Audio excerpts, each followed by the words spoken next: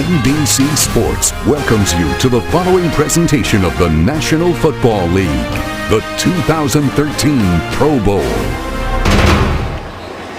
Almost set for kickoff. Al Michaels and the birthday boy. Happy birthday, Chris Collinsworth. Thank you, partner. I appreciate it. Nice place to spend it. Well, in this game, a lot of things you can't do. A few things you can do. Take us through them. Well, they're going to try and simplify it the best they can. No motion or shifting, so the defenses have a chance. Cannot have more than two eligible receivers on one side. Intentional grounding is encouraged. They still don't want to see quarterbacks get hurt. And on defense, all 4-3 today, no blitzing, and can only rush 6 players on punts and 7 players on PAT with field goal attempts. And all those rules are in place until somebody gets mad or way behind, and then they usually throw them out the window in the fourth quarter. At least that was my experience when I had a chance to play here. Well, John Fox, second year in Denver after 9 seasons with Carolina, has taken the Broncos to the playoffs in both of those years. And Mike McCarthy is becoming no stranger to the Pro Bowl. It is the third time now he has been coaching here since he took over the Packers in 2006. In fact, McCarthy was here last year. Drew Brees getting loose. He will be the quarterback for the NFC. And Phil Dawson has been around for a long time, 14 years, but this is his first trip to the Pro Bowl. And he's going to kick off to Leon Washington, one of the best return men in the history of the National Football League. Started his career with the Jets, now of the Seattle Seahawks, and away we go from Hawaii. And Washington will bring it from about 5 yards in and slips down on the turf at about the 17-yard line. And let's take a look at the NFC offensive starters. Drew Brees, Purdue Boilermaker. Adrian Peterson, Oklahoma. Jerome Felton, Furman University. Victor Cruz, Massachusetts. Julio Jones, the University of Alabama. Jason Witten, Tennessee. Russell Okung, Oklahoma State. Chris Snee, Boston College. Max Unger, Oregon. Jari Evans, Bloomsburg University. Jamon Bushrod, Towson University. And for Max Unger, the center for the Seattle Seahawks, what a thrill for him. He grew up in Hawaii on the Big Island of Hawaii. Here we go, fellas. I right, slide, draw right. 0-1. And we'll be hearing the quarterbacks all day. Everybody is Mike today, seemingly, but us. 5-1. Ready? You ready? From the 17-yard line, you wish. And it's dropped by Peterson on the first play of the game, and it's picked up by Jairus Byrd, the defensive back for Buffalo, and then he loses the ball, and it's recovered by Champ Bailey. So of all things, Peterson on the handoff from Brees puts it on the ground, and the AFC will have a first and goal. Unbelievable, isn't it? I just couldn't wait to see Adrian Peterson run the ball. I thought he would set the tone early for this game, and unfortunately he did with that fumble. And, you know, looks like it's perfectly put in there by Drew Brees, and Peterson just was looking at something else, just not have the time to work. And, you know, when you watch him practice this week, Al, everything was sort of half speed, and now all of a sudden you're in live action and you can't get a handoff. Different deal. First and goal, Peyton Manning with a 2-step drop, and then he swings it to the outside, and he's back with Reggie Wayne, his old teammate, many years in Indianapolis. Let's take a look at the AFC starters. Peyton Manning, University of Tennessee.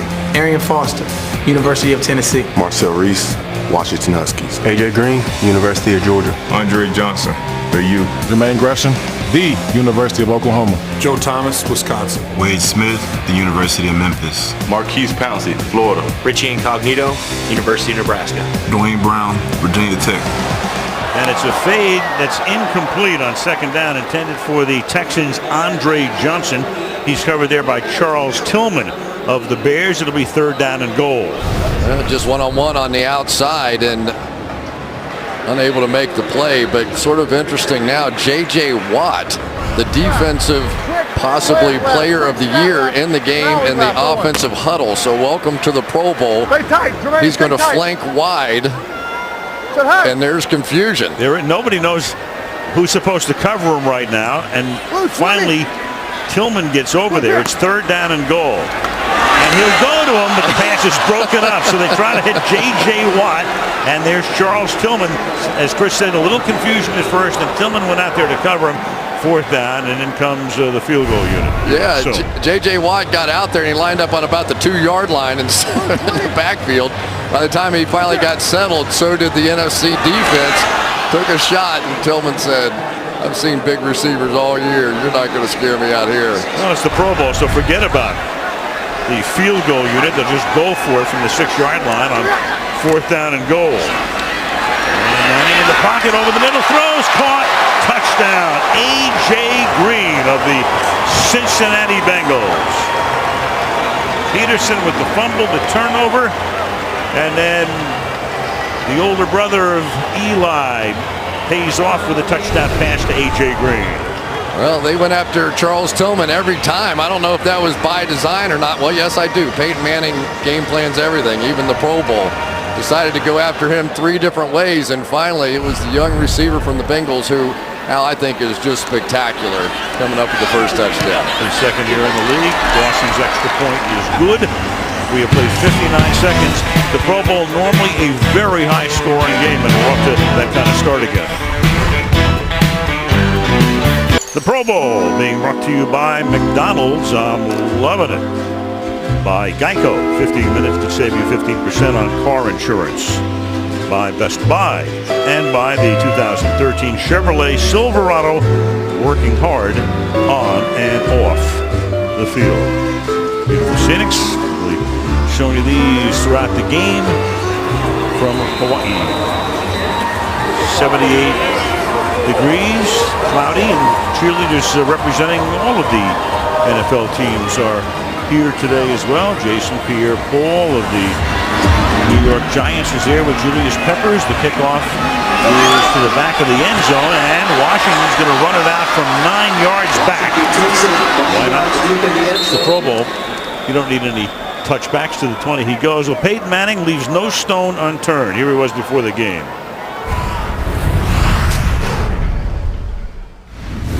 About 129. Let's go out early and throw before Pat and go. Maybe get a little pass wave, get a little activation. You could get it like on the far hash, because like I said, you're trying to cross his face, right? If he stays in the middle, but if he's like you go to get open, you could get it over there. He's always been that way, and will always be that way as long as his playing career exists. As Adrian Peterson this time holds on to it and takes it to the 23. So it's a pretty amazing thing for Adrian Peterson, not only to play in this game this year, but what he did during the regular season after sustaining the next to last week of last year, the ACL and MCL injuries. Thought he might be gone all year. Instead, he came back ready opening day and almost broke Eric Dickerson's single-season rushing mark. It may have, except for a great run he made right before the end of regulation to set up the game-winning field goal. Play action, and Breeze way over the middle, incomplete, way over the head of Witten. It'll be 3rd down and 6. And let's take a look at the AFC defense. Cameron Wake, Penn State. Geno Atkins, all about the G. Go Dogs. Randy Starks, Maryland. J.J. Watt, Wisconsin. Tamba Hali, Penn State. Gerard Mayo, Tennessee. Robert Mathis, Alabama A&M. Champ Bailey, University of Georgia. Eric Berry, Tennessee Vol. LeRon Landry, LSU. J. Joe, Rock Hill. J. Joe, 1 of 9 Houston Texans selected for this game. It's 3rd down and 6. And Breeze guns one, and that is caught. And this time it is Kyle Rudolph, who this year, in the absence of Percy Harvin after he got hurt, became Christian Ponder's favorite target in Minnesota. 23-yard gain in the 1st down. Well, let's check out some of the action up front. Here's Jerron Bushrod going against J.J. Watt. Already much more aggressive than what we saw last week. And Drew Brees, that craning of the neck, and good catch by Rudolph. From the 46. And it's AP again. If you joined us a little bit late, we had a shot of the first play of last year's game, and it didn't even look like a flag football play. It looked like something you might see in a Saturday walkthrough in a hotel ballroom. It was a joke is what it was, but here we come with Jarius Byrd going to set the tone, coming down as the 8th man in the box. Now there's football right there. You got Eric Berry coming up, the 2 safeties. I really think the defense has to set the tone for the game. You know, offensively you run, you play, you do whatever, but first time you start getting hit, now as an offense you start playing. 2nd and 9. That pass is caught across the 50. Jason Witten tackled by Berry. Remember, Jason Witten suffered a lacerated spleen in preseason in the game against Oakland in August, and he was ready to go by opening night against the New York Giants and had a great year again, 110 receptions, and in one game against the Giants had 18 catches, most ever by a tight end in a single game. Yeah, and his wife is an ER nurse, and she was scared to death. She knew what that injury was all about when he decided he was going to play on opening night. 3rd down and 4. Breeze under pressure and gets it away, and Larry Fitzgerald makes the catch and picks up a 1st down before he is ridden out of bounds. Geno Atkins put the heat on Breeze that time, and Larry Fitzgerald happy to get a pass from a Pro Bowl type quarterback. Yeah, and I tell you, we're seeing right here Geno Atkins. Watch this. If you wonder if they're going to play up front or not, goes right around Chris Nee, who comes in here postponing surgery so he could play in the Pro Bowl, so he's giving it his best effort in this one. That's pretty good. He and Jared Allen of Minnesota both postponing surgery to play here. From the 40, Peterson again. Well, you look at him, and there are two sides to this coin. The Texans have 9 guys. All of them show up. The other side of the coin, the Patriots had 7 guys selected. 2 of them showed up. And you heard about Terrell Suggs last week after Baltimore win saying, hey, guys, enjoy the Pro Bowl to the New England locker room. Well, 5 of them aren't even here. Well, they're enjoying it. They're watching it on television, so we wish them well. Plus, yeah, no, it's empty 3, Hank. Empty 3, Hank. Go on. Empty 3. 2nd down and 7. Right 5-1, ready. AFC cashing in on a turnover to lead 7-0. And Breeze going deep and making the catch is Vincent Jackson for the touchdown. The longtime San Diego Charger went over to Tampa Bay, first year with the Bucs, 36 yards. Attaboy, attaboy. If you're going to play against Drew Brees, you know you're going to see some double moves. This time Vincent Jackson, a little hesitate and go right by Jonathan Joseph for an early touchdown. And the good news is that there is a pace to this game already that looks like football. I think the commissioner, who is very serious about pulling the plug on this game, if it looked anything like what happened last year, is going to at least enjoy the beginning of this one. Blair Walsh, the rookie kicker for the Vikings, boots that one through. And about 5 minutes into the game in the Pro Bowl, we're locked at 7.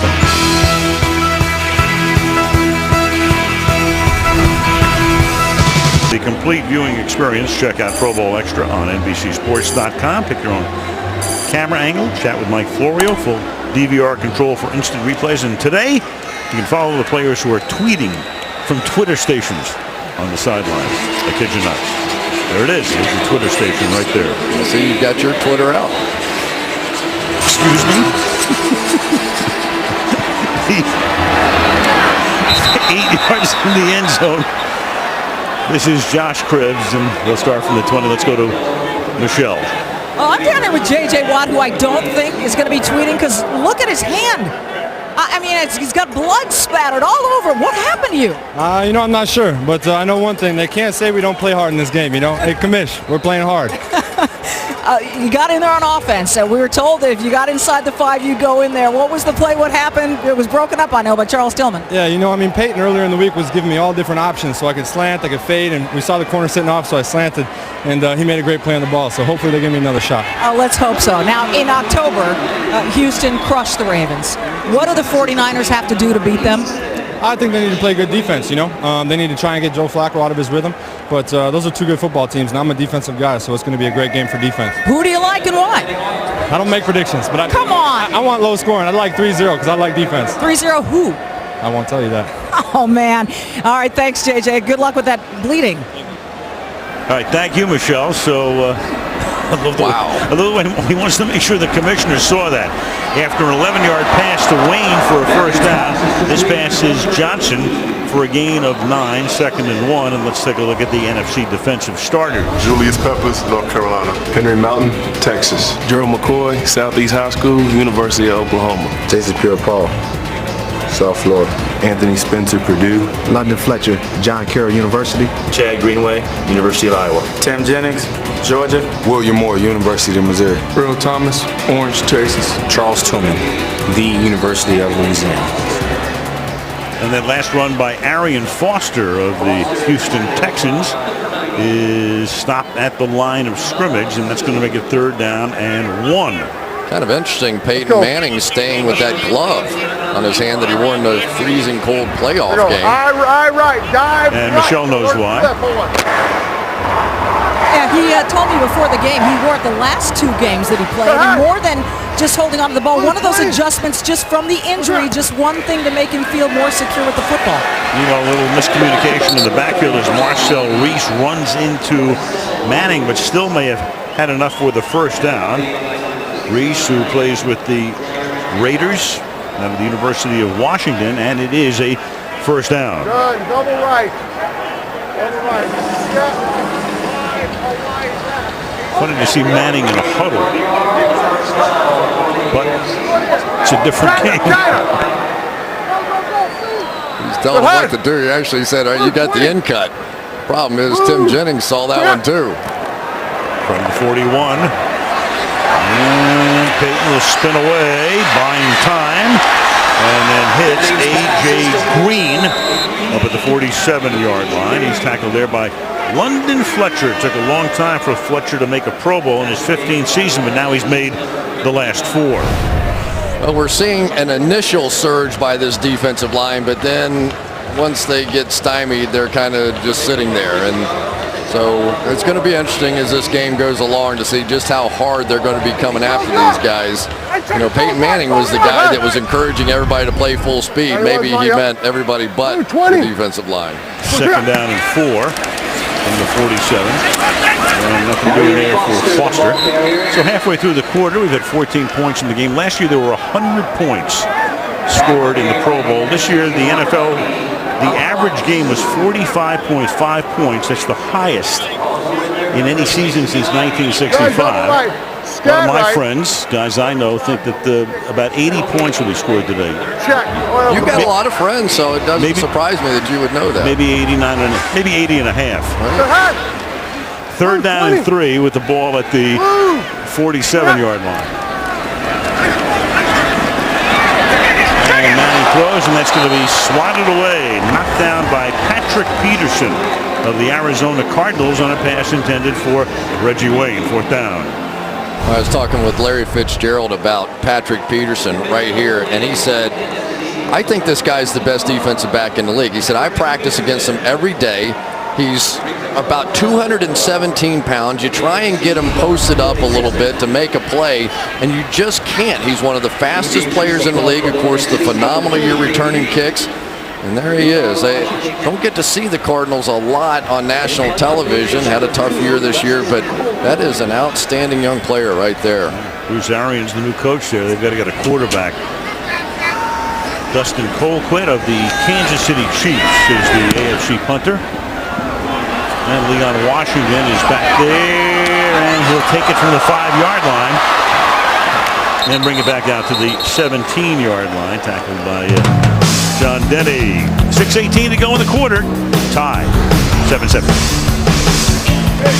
Tonight it'll be rivalry night on the NBC Sports Network. This week, Jonathan Toews leads the Blackhawks against the new-look Minnesota Wild. Wednesday night rivalry coverage, 7 Eastern on the NBC Sports Network. Hockey's back. You know the Kings won the Stanley Cup. I have heard. You had a little special trophy at your house one time, didn't you? Just remember that. Yeah. Hockey fanatic that you are, and I know you are. Right. From the 17-yard line on 1st down, that is tipped, and it'll be 2nd down.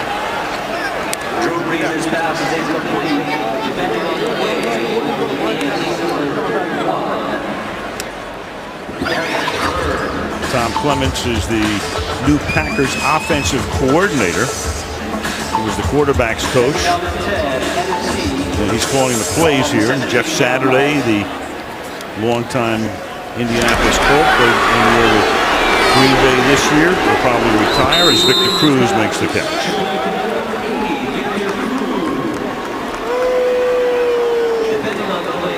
Fred Wright, slide 2, zebra out, Y level. Fred Wright, slide 2, zebra out, Y level. Clements is sending it into Breeze here before 3rd down and 3. So many of the Packers play calls have passes on one side and runs to the other side, and the decisions made by the quarterback at the line of scrimmage. And Breeze sidesteps some pressure, and he's going to get caught from behind and taken down by Geno Atkins of the Cincinnati Bengals. His father is a former NFL defensive back, and that'll make it 4th and 2.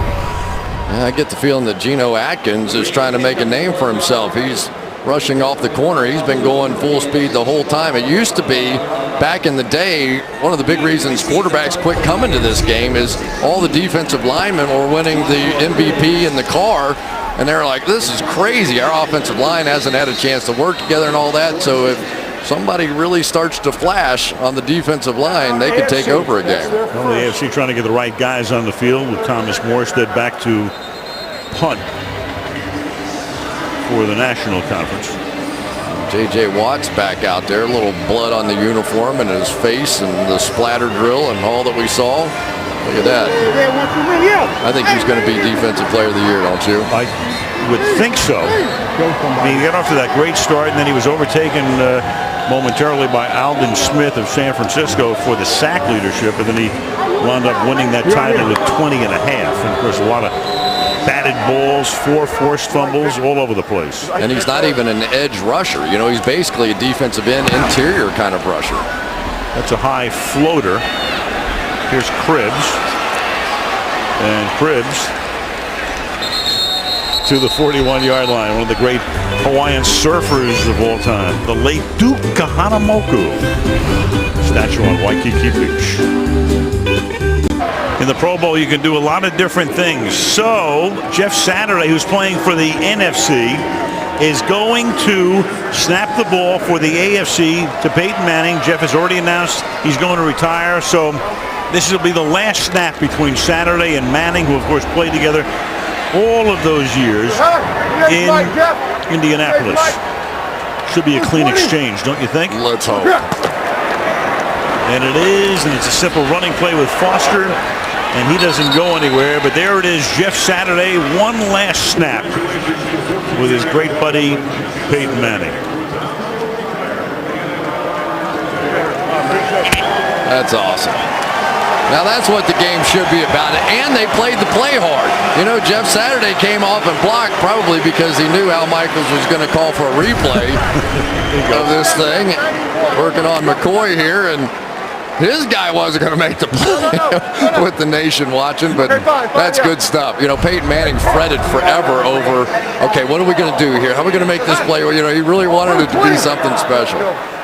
One last hurrah. So Marquise Pouncey of the Steelers back in and out of the regular center. And the pass to Marcel Reese for a gain of a couple.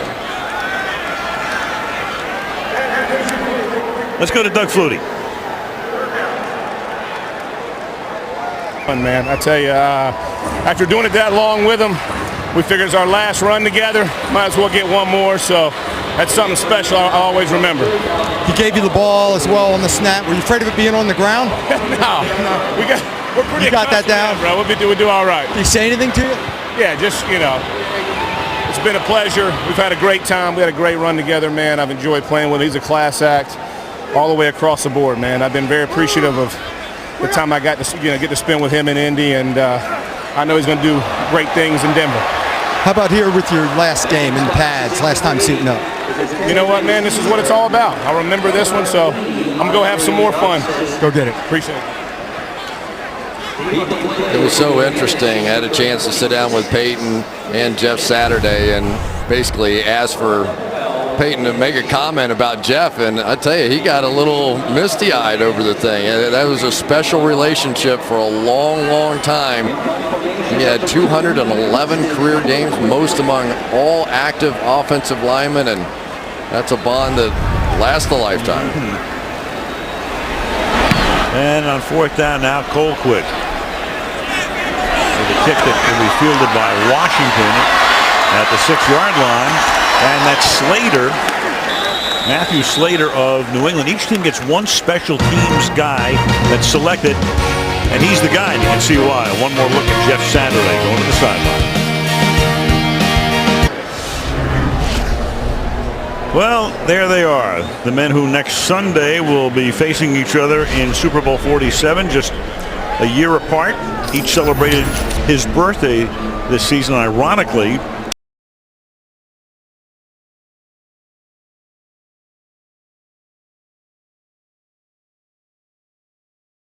Francisco, and for John, it's been a great run in Baltimore, having been to the playoffs in each of his 5 seasons and having won at least one game in each of those 5. I'm not sure if, unless you recognize the resemblance as brothers, but you would think those two are brothers. Pretty opposite personalities, but both very, very, very competitive guys.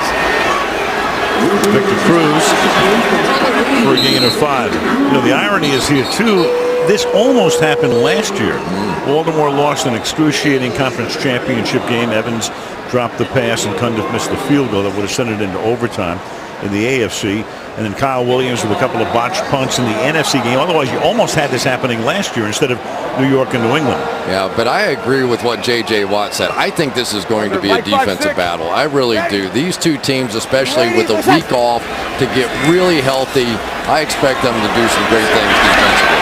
And that pass over the middle is caught by Kyle Rudolph, the 6'6", 258-pound tight end out of Notre Dame, second year now with Minnesota. That's a gain of 24. I'll tell you, I had a chance to watch a lot of Kyle Rudolph at Notre Dame. I have a little vested interest in that school, but he made catches like that all the time. The issue he had was he had a torn hamstring his senior year, and you really began to wonder, would he ever come back? Had surgery on the hamstring, but as far as just catching the ball, there aren't many in the game today that can catch it as well as he can. And his Viking teammate Peterson has a tough time getting out of the backfield. J.J. Watt will corral him as he crosses the midfield stripe.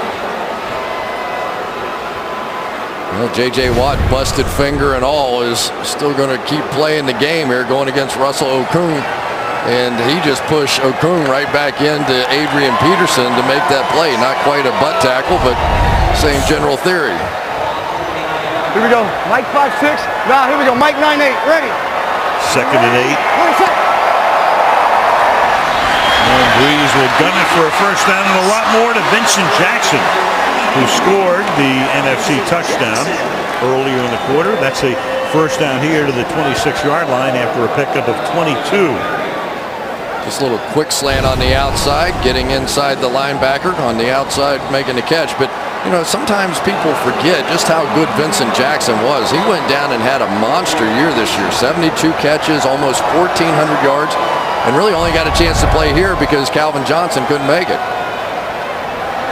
From the 27-yard line, Peterson will swing to the outside, and he'll be run out of bounds by Robert Mathis. And we go to Michelle. Well, I'm with Marquise Pouncey, and, you know, you play for the Steelers. You split with the Ravens this season. We were just talking about the Harbaugh brothers.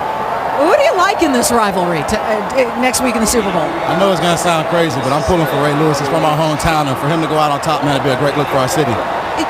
Do you have any feelings about John Harbaugh, that coach? Have you had any exchanges with him and know his personality at all? I haven't, man, but seeing them on TV, man, doing the interviews, man, they seem like pretty good dudes and great coaches, man. So Ray Lewis, this can't go over well in Pittsburgh that you're cheering for the Ravens. I know a lot of people ain't gonna like it, man, but I think if it's more of a hometown thing, you know, we kind of in the same area, and for him to go out on top, man, it'd be memorable. Oh, well, watch for it. Hey, thanks for the prediction. Thank you. All right, thank you, Michelle. Rudolph coming back into the huddle here after incompletion. Will be 3rd and 7. I think we all thought if there was ever going to be a brotherly matchup in the Super Bowl, it might be the Manning brothers. It ends up being the Harbaugh brothers. Go figure. Mike 5'6", ready. 3rd and 7. We waiting. Wait, set. And Breeze is going to get wrapped up and in the grasp of Cameron Wake of the Miami Dolphins for the sack. Matt Khalil coming over late as a replacement player. Only got here for a couple days, but regardless, Cameron Wake, one of the speedier guys, had an unusual path to get here. I think originally was with the New York Giants, was cut, goes up to Canada, becomes an all-star, comes here, and now all-pro. And that'll be the end of the first quarter with the score of the AFC 7 and the NFC 7. And the Pro Bowl presented by McDonald's continues after these messages.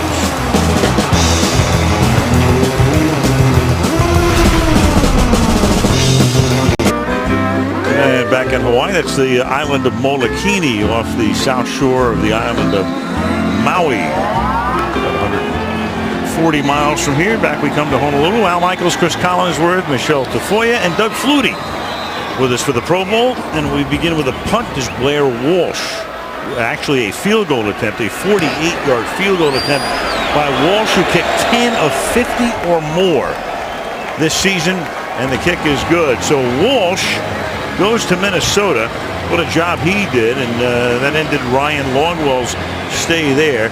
And again, he kicks inside, so he does have the benefit of the climate-controlled Metrodome. But to kick 10 field goals of 50 or more yards, 10 of 10, I believe, was the stat, which is just remarkable. But he made 35 out of 38 this year, and really had a lot to do with the fact that the Minnesota Vikings really were predicted probably to finish last in that division, end up making the playoffs. London Fletcher is mic'd up for us.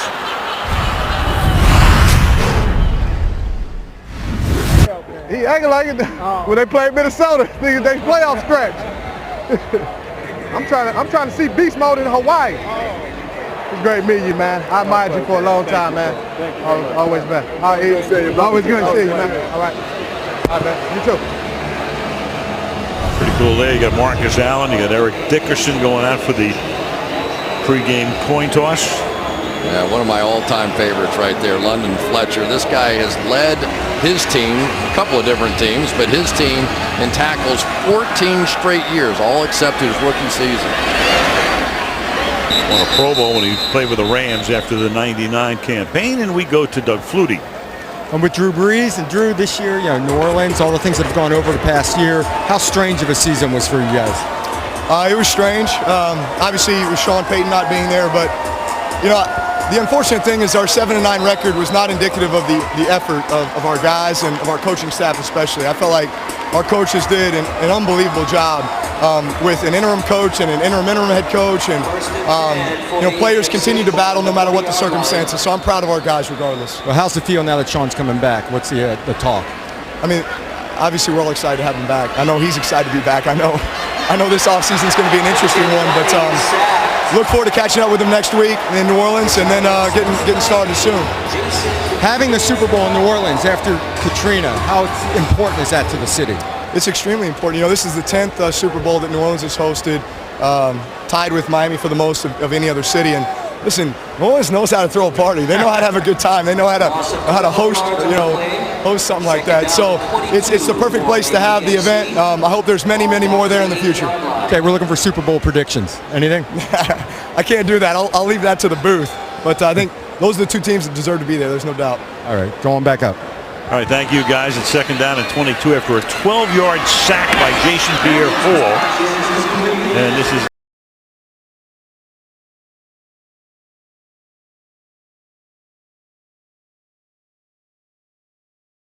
thing. Got another sack here, and Peyton Manning may have got those defensive linemen a little too riled up. A little bit of an off year this year for Jason Pierre-Paul, just 6.5 sacks on the season after 16.5 a season ago, in which I thought he was one of the truly dominant players in the NFL on either side of the ball. Yeah, he didn't follow football that much, and when he was told seriously by the Giants he made the Pro Bowl, that's exactly what he said. Throws into traffic and incomplete, intended for Owen Daniels, the tight end of the Houston Texans. It'll be 4th down.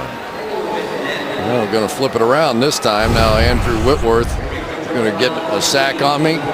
How about this one? I just give you a little grab around the neck, and we'll just go for a ride on that one. It's fun to watch some of these top tackles in the game going against these top pass rushers. Joe Thomas has been here, I think, 6 straight years now, every year that he's been in the league. Marquise Pouncey, 3 straight years, every year he's been in the league.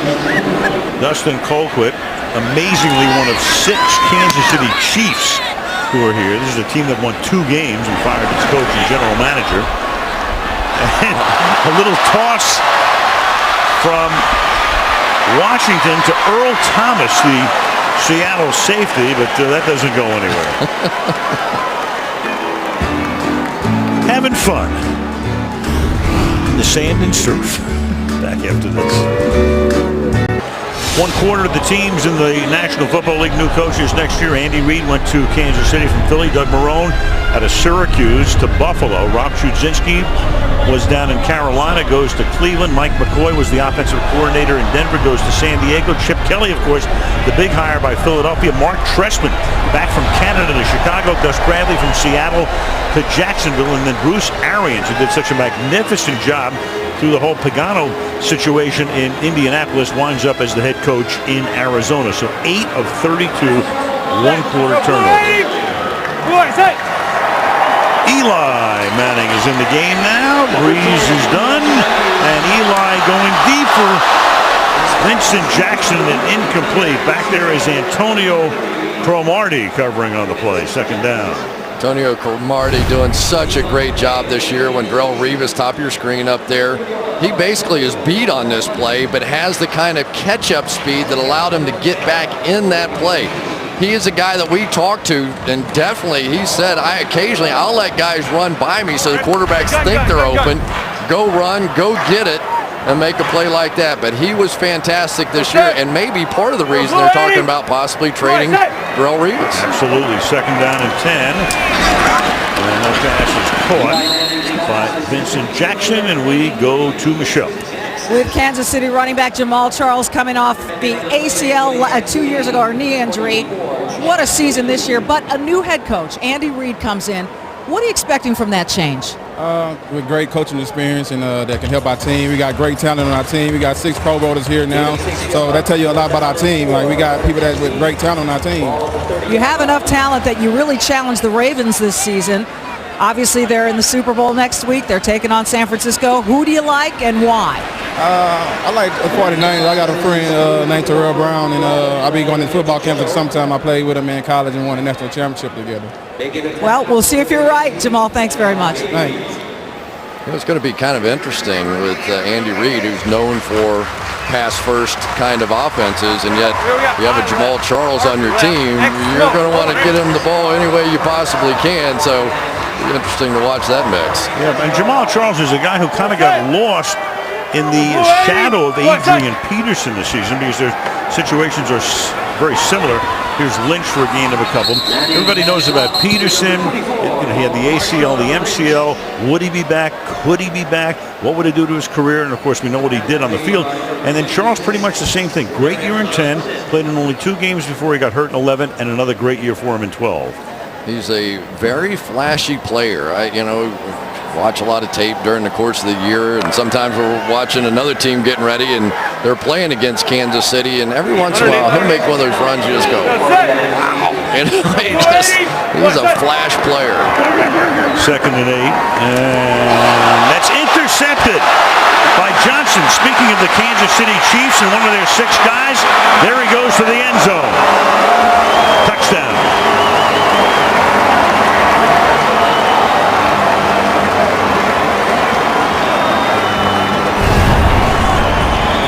Derek Johnson's just going to undercut this route. I don't think Eli obviously ever saw him give a little tip of the cap to look like Cameron Wake, who jumped up and made Eli pull that ball down. But it was Derek Johnson who polished it off. So the Kansas City Chiefs maybe making an early statement here for Andy Reid. Well, when you have 6 Pro Bowlers, that's one of the reasons your coach and general manager get fired and you win 2 games. Exactly right. And Colquitt, another Kansas City Chief. Tax on point number 14. 11-14 left in the half. AFC back up on top by 4. Well, coming to NBC on Thursday nights, he's a respected surgeon with a dark secret. You never know what the night will bring.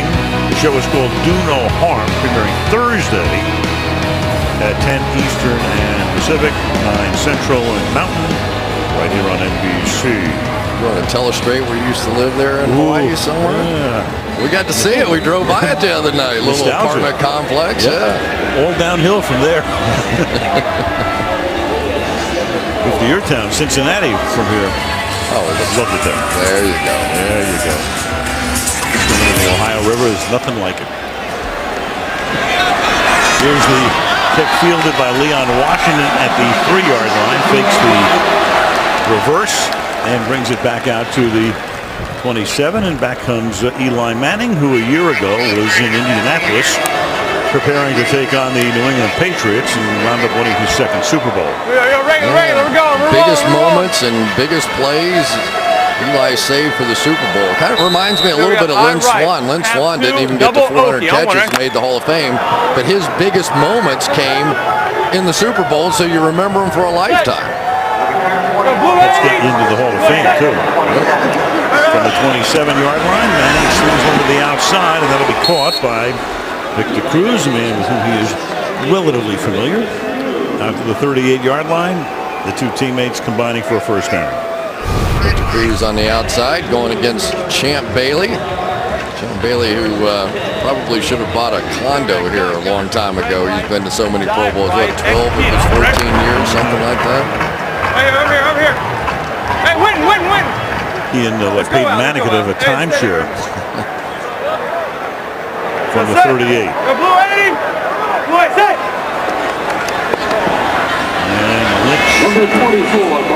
Sean Lynch started his career with the Buffalo Bills and then came over in the middle of 2000.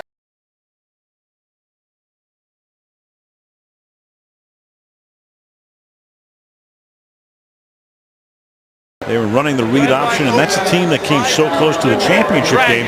Knocked off Washington on the road and came very close to beating Atlanta on the road. Yeah, and people forget that's the #1 scoring defense, I think, in the National Football League. So they have a lot of the pieces in place there.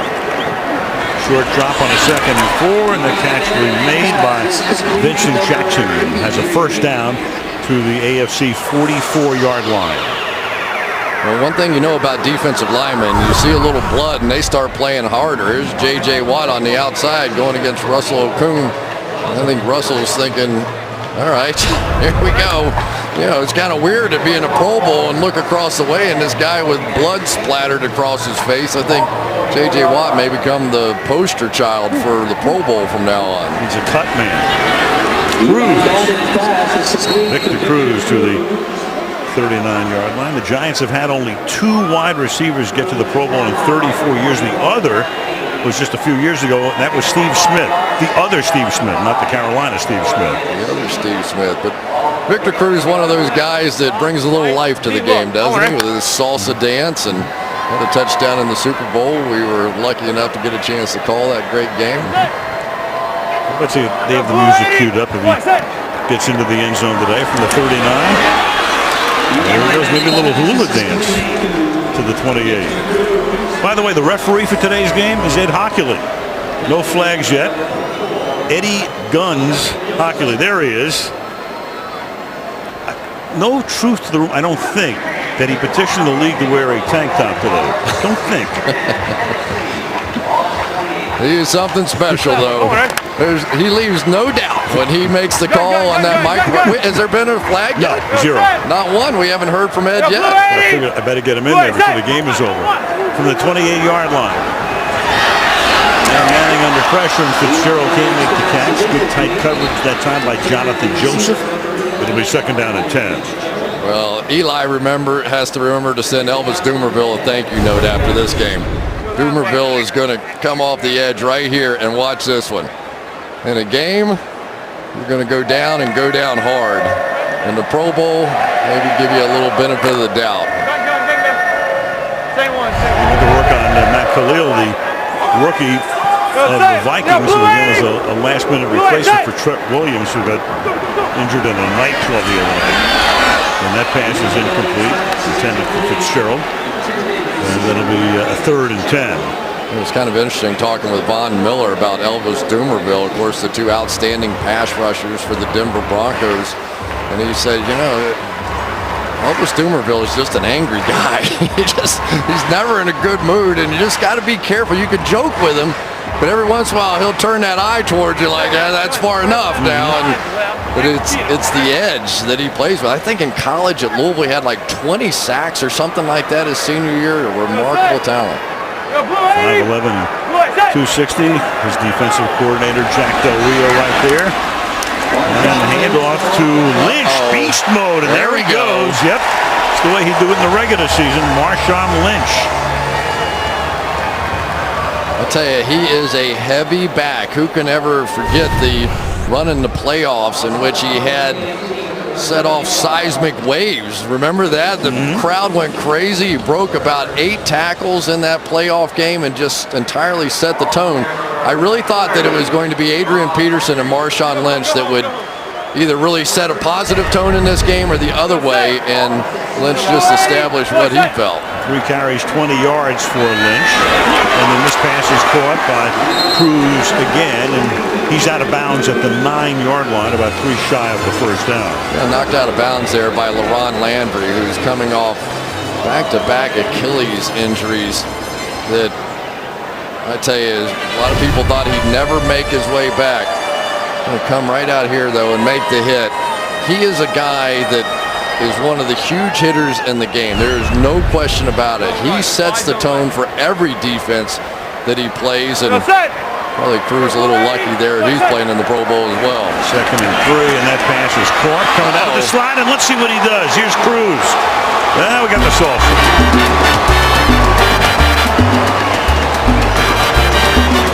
Fred Cadelli, Drew Esikoff, they weren't going to miss that opportunity, were they? We had a in case.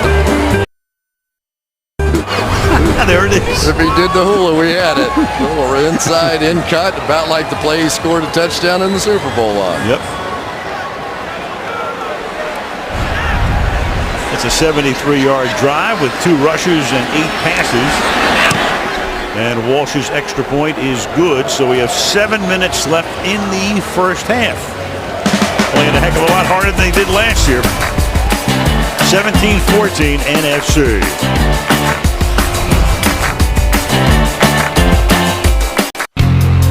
For all your exclusive Super Bowl 47 event information, offers, news, and more, text Super Bowl to 69635 or go to NFL.com/Super Bowl.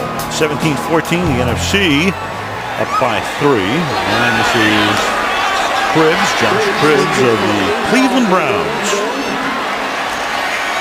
And he gets taken down up at the 25-yard line by Fletcher. Matt Schaub now will come in, so Peyton Manning plays about a quarter and a half. And now Matt Schaub of the Houston Texans, as we say, one of 9 Texans.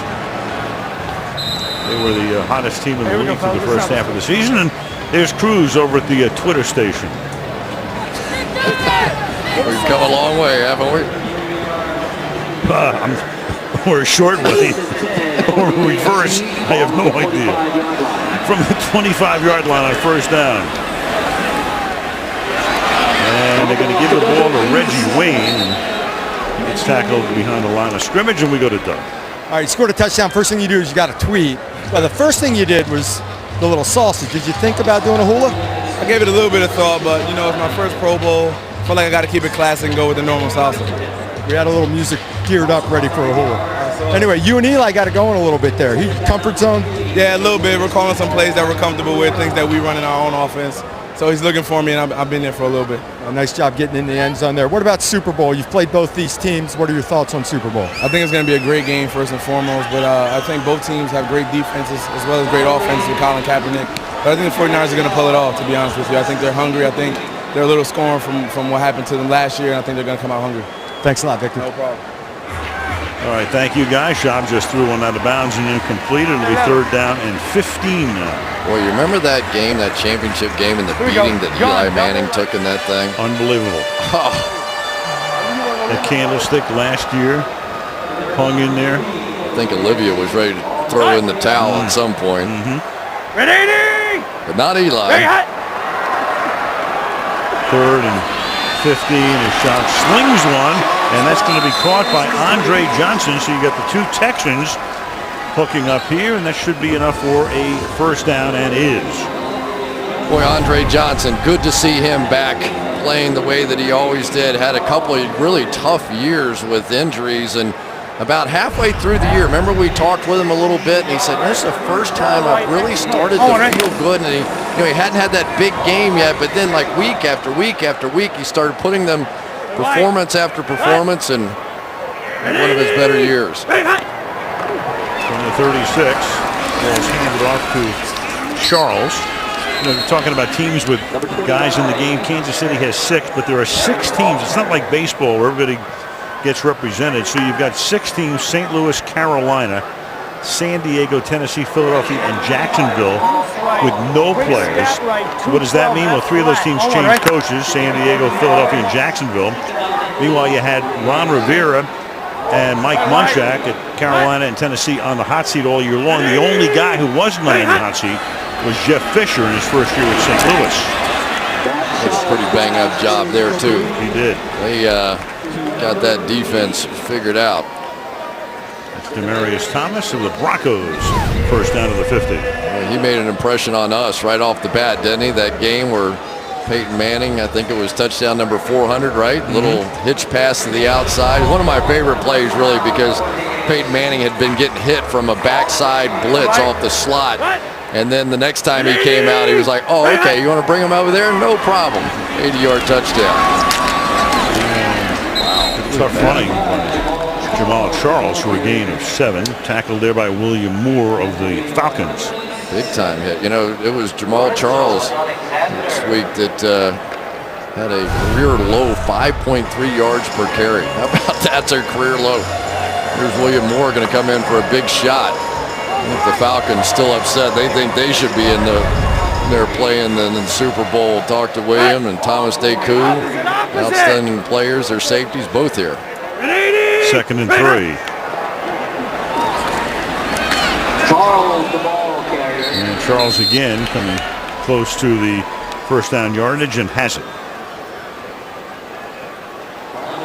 3.5 left in the half of the NFC on top, 17-14. And Ndamukong Suh working against Chris Myers right there. And Ndamukong was fired up for this game. He was ready to make a little statement. He said, "You want to play hard? All right, I've got no problem with that." Sometimes he gets in trouble for playing, I don't know, not too hard, but crossing a few lines here and there. But a sharp guy. Always enjoyed talking with him. Very ratcheted it down a little bit this year, too, as Schaub off play fake goes deep, and it's tipped, and it's intercepted at the 1-yard line. William Moore comes up with the football. And we just talked about Moore and that hard hit, and Moore to the 28-yard line. It was Patrick Peterson back there covering with him, got a hand on it. Moore winds up with the interception, and the NFC winds up with a football.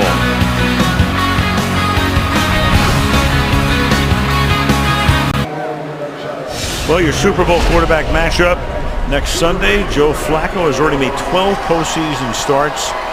Colin Kaepernick with 2. Joe's already won 6 playoff games on the road, most in the history of the National Football League.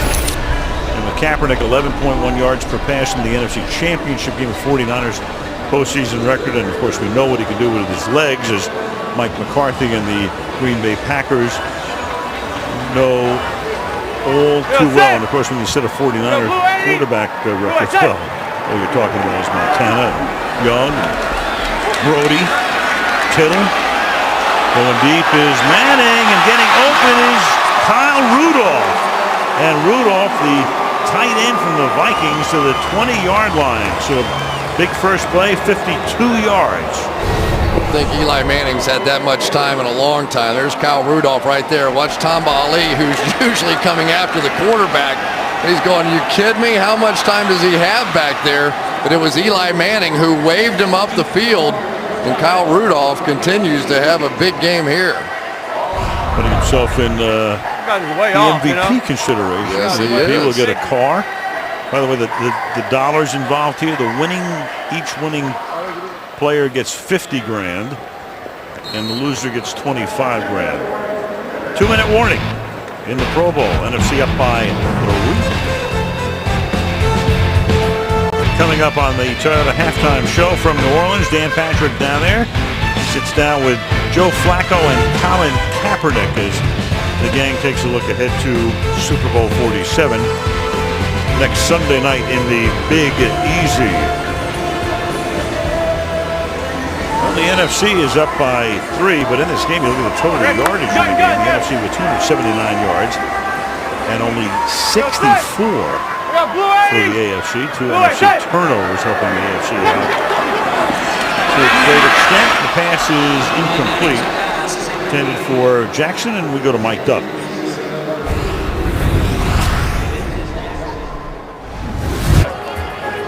Sitting inside, driving on everything.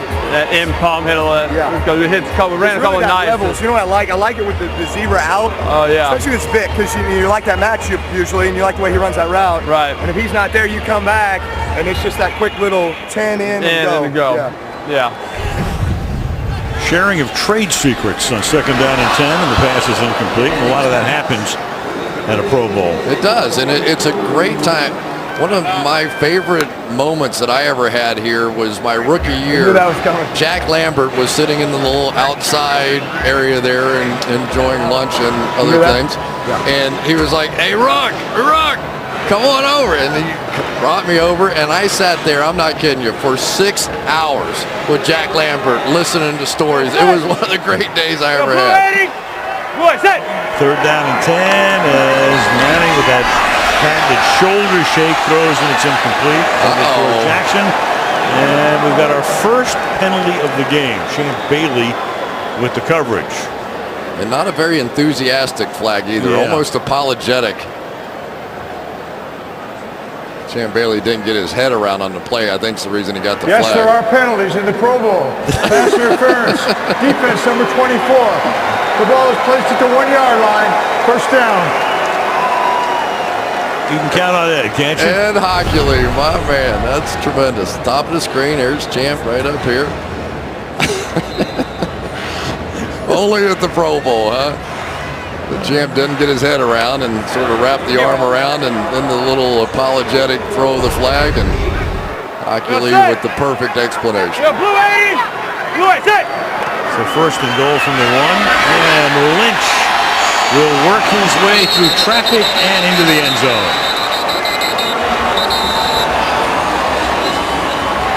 And there are no reviews, so no challenges, no reviews, no knocking. And the NFC into the end zone again, thanks to a penalty, thanks to turnovers. And they're ready to go up by 10 in a moment. I didn't think there was any doubt he got the ball over. Not that it makes any difference. Running in behind Jeff Saturday, number 63, in his final game, of course, announcing his retirement. And this is going to be it for him. And the extra point is good. And we can tell you that this Pro Bowl game is being brought to you by Walmart. Save money, live better, Walmart. By the Adventure Card from Capital One. By Samsung Galaxy Note 2, the next big thing is here. And by Liberty Mutual Insurance Responsibility, what's your policy? All right, so you're talking about you're playing in the Pro Bowl, Chris, right? Yeah. You had an 8-year career. I never did that, though. No. Did you ever surf? You lived here. No, sir, but I covered a bunch of surfing championships at the Bonsai Pipeline, and that is crazy. It is crazy. I tried it before. But anyway, you're in the league 8 years. You make the Pro Bowl in your first 2 seasons, right? 3. But who's counting? Wait a minute, you made it in the first 3? Yeah. What happened? What the hell happened the rest of your career? Well, 0 for your last 5? You want to know really what happened? Yeah, right. Dan Marino, Mark Clayton, and Mark Duper took up 3 spots on every Pro Bowl team for the rest of my career. Mm-hmm. I was first alternate a couple times. Never mind. All right. I'm buying. All right. I'm not sure about that, but it sounded good. I'm buying. There it is. Pro Bowl selection. First and second seasons wide receivers since the Pro Bowl was brought here in 80. You got Collinsworth. Nice hair. Moss and Green. There you go. We'll see if AJ can get another one. Randy Moss had them all. I think he went about 20 in a row. Let's go to Doug Flutie. And with Eli Manning, Eli, looked like you and Victor got it going a little bit there. He was your comfort zone after a few incompletions. Yeah, no doubt. So anytime you need a completion, go to the guy that you know. You've thrown 100 balls through the last couple seasons. So got in a groove and got two good drives and feeling good about things. You were a little busy last year around this time. This year you got to come to the Pro Bowl with your brother. How special is that? It is. It's always great to be here, and also with my brother. I don't get to see him a whole lot. I hadn't seen him since July, so this is the first time I get to hang out for a week in Hawaii, hanging by the pool. Our kids are here together about the same age, so it's been a great time. Thank you. How about you've played both teams that are in the Super Bowl. What are your thoughts on the Super Bowl? Both of them are great teams, and it's going to be both great defenses on both sides, and it's going to be a tight game. It should be fun to watch. You got a pick? I guess I'll go with the NFC and go with San Francisco. All right. Thanks a lot. All right, thank you guys. Incomplete pass there. It'll be 2nd down and 10. Peyton started the game. He was 6 of 12 for 42 yards. And the shot will throw, and that's incomplete. A lot of guys not here because of injuries, real or imagined. And, of course, the Super Bowl teams. Their Pro Bowlers not here. Right. I remember in years past, though, there would be certain guys who would miss the game with injuries, and then you would tune into CBS on Pro Bowl Sunday, and a couple of those guys would be playing in the Pro-Am at Pebble Beach. Yeah, sometimes a tough choice, but these guys... These guys, no doubt about what they're doing right now. I tell you, don't you think that this Super Bowl is going to match up brilliantly? I mean, it just has the feel of possibly being one of those that you're going to remember for a long, long time. Definitely does. That's a sack there by Julius Peppers. Yeah, it's it's so funny because you look back at the history of the Super Bowl 47 now. So many of the early ones, apart from number 3, of course, with Namath. The American Football League and the National Football League, and he brought the AFL into prominence. But so many were so one-sided. And then all of a sudden, several of the last few have been terrific games right down to the end. Yeah, and I think the idea that you're going to have Colin Kaepernick and a new style of quarterback come in. Kaepernick in that game against the Green Bay Packers came out and threw that pick 6. And I was like, oh, here we go. He's inexperienced, he's young. And came back and played one of the most brilliant games we've ever seen in the playoffs, set a record for all those rushing yards. And you just wonder, is this now finally the time that there's going to be something more than just drop-back passers win a Super Bowl? And then, of course, that led them from 17 down. That's a booming kick by Colquitt, and then it's tossed back to Peterson. And Patrick Peterson knows a little bit about running back kicks. Takes it to the 30-yard line. Here's the read option you were talking about. Yeah, we're going to get a little something new here. And basically, you leave a guy unblocked. I mean, who would have ever believed that at least one guy on the defense being unblocked could cause such problems? But Colin Kaepernick running under 4.5 down the field. And so there's always somebody down the field. You can see defensive ends and outside linebackers in this league just going, where is the ball? That's some of the hardest things because they're not used to accounting for what Kaepernick can do running the football. Adrian Peterson is now the running back here as he comes back into the game after that 57-yard punt by Colquitt. And Eli will throw it over the middle, and that's Kyle Rudolph. We'll have to keep our eyes on in the immediate future. Minnesota, we mentioned at the top, Christian Ponder made him his favorite target after Harvin got hurt. 4 catches for 120 from the 49-yard line. And this is Cruz. And he steps out after picking up a first down. Yeah, but Adrian Peterson with Kyle Rudolph wasn't so interested in how he caught the ball. He wanted to know how he's going to block the tight end, and they've always had a few conversations about that. Rudolph, we know what he can do catching the ball. We've already seen it out here, but greatly improved as a blocker this season. And if you're going to play for the Vikings, you have to be a run blocker because Adrian Peterson is the man. Set. Blue 80. Blue, set. Doug Martin of the Tampa Bay Bucks is in the game, and he will take that pass. And he had a tremendous rookie season. Picked from Boise State in the first round. And again, another guy kind of under the radar because the Bucks don't get that much national exposure. By the time the season was done, he finished 5th in the league in rushing and had a phenomenal day against Oakland. Yeah, almost 1,500 yards rushing, and but he's another one of those kind of Ray Rice kind of runners, built low to the ground, gets those great matchups one-on-one in the passing game against linebackers sometimes. And I'll tell you, when you put on the tape and watch him, you kind of go, wow, look at this, and there's just star after star. We've got a lot of guys who didn't make it here, but sometimes you have to be careful. You let some of these young players get some national attention, you get a chance to see them play, you go, oh man, I'm voting for him next year. Martin, 31st overall pick in the two plays. first round. Spread left, slide 3, Aggie Puma, and then Aggie all go. On. Aggie Boomer, Aggie all go. Puma might be some kind of a shorter drive kind of route, and then they're going to come back and take their shot deep in the end zone. 2nd and 5. And catching on the outside is Vincent Jackson of the Tampa Bay Bucks. Out of bounds, he goes to the 25 with 28 seconds.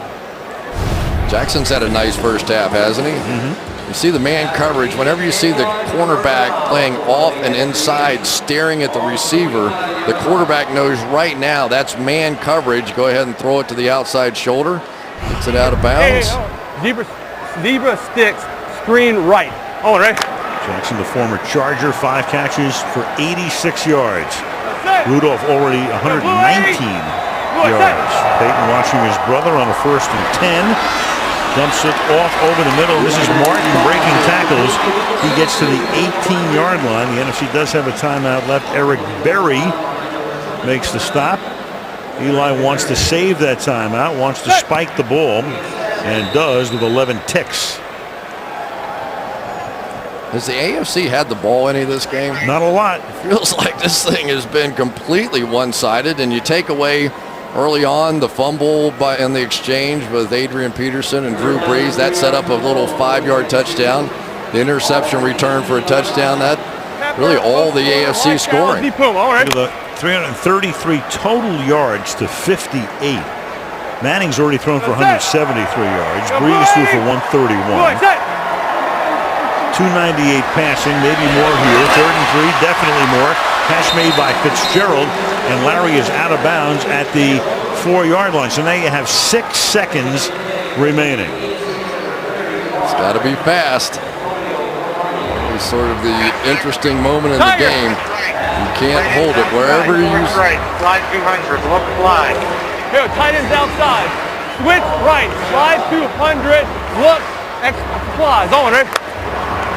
Maybe one of those plays where you start in and then come back out and just use that big body. Maybe Kyle Rudolph on the outside getting rebound position. Got to do it quick. It's a fade, and it's Rudolph making the catch. Covered by the linebacker. Houston makes the catch in the back corner of the end zone as the clock runs out. 71 yards in 68 seconds. I think this is probably the biggest change in the NFL is the way these tight ends can flank outside, and especially when you get down on the goal line, you see so much man coverage that linebackers just can't match up against them. The Tony Gonzalez's, the Jimmy Grahams, now Kyle Rudolph kind of in that same category. Extra point by Walsh takes us to the end of the first half. The NFC with touchdowns on its last 3 possessions. They're up 31-14 at the break. With the Charter halftime show from New Orleans coming up after these messages from your NBC station. This week, every Pro Bowl player joined together with community volunteers for the 4th annual NFL Play 60 Pro Bowl Community Blitz. They spent the day working on 4 service projects across Oahu designed to help families in the local military community stay active and healthy as part of NFL Play 60, the league's campaign to fight childhood obesity. Play 60 is a great program, trying to get kids active, get them 60 minutes of activity every day, and they had them running around, lots of laughs, and the whole point is obviously to have fun. And that's what we did today. The NFL's commitment to youth health and wellness, as well as active duty service members, veterans, and their families, once again came to life across Hawaii. To find out more about how you can get involved in NFL Play 60, please visit NFLrush.com/Play60. And back to Aloha Stadium, Honolulu. Al Michaels, Chris Collinsworth, Michelle Tafoya, Doug Flutie on this Sunday afternoon. Of course, a little after 4 o'clock local time. Cloudy skies, temperature in the upper 70s, and 31-14 NFC at the break with the AFC to get the ball. Cribbs in the back of the end zone. And the Cleveland Browns star returner from 9 yards deep will be taken out of bounds up at about the 22. The first half numbers are very one-sided. The NFC in total yardage, totally dominant, but trust me on this, 351 for the NFC, 59 for the AFC. Yeah, as that graphic showed, the AFC sort of disappeared in the first half.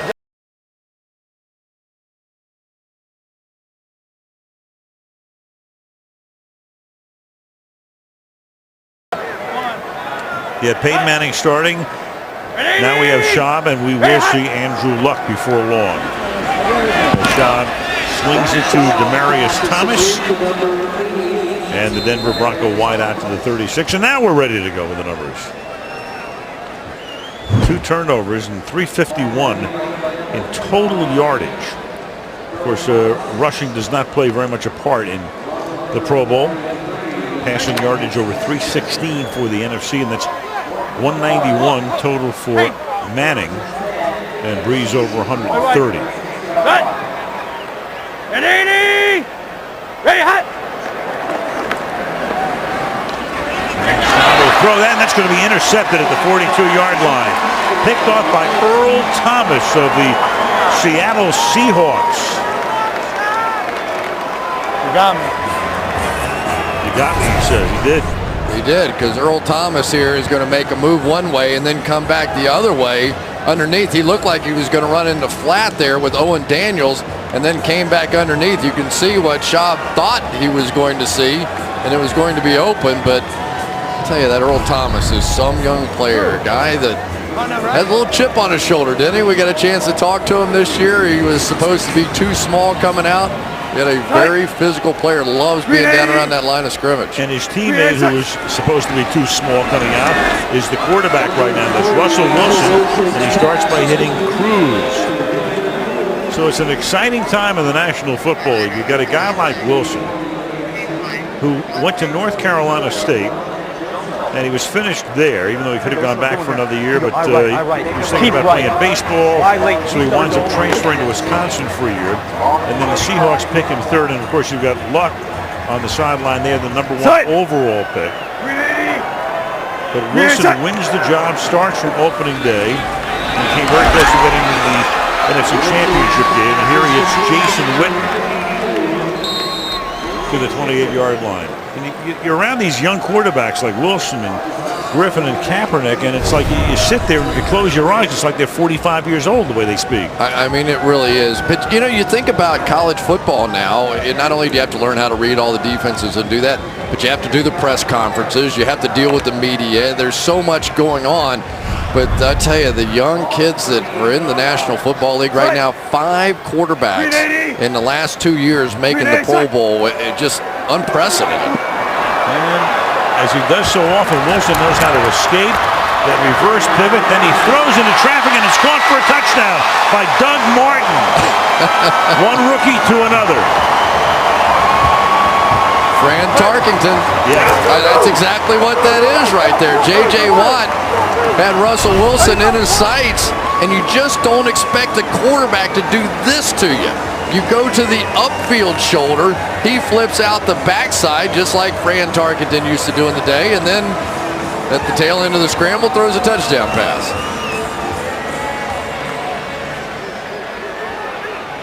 Offensive linemen love guys that can help their cause like that. Javon Bushrod was beaten immediately.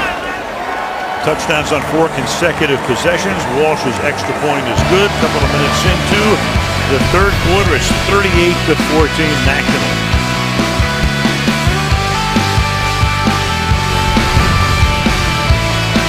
...2013 Pro Bowl being brought to you by McDonald's. I'm loving it. By American Airlines, we are becoming a new American.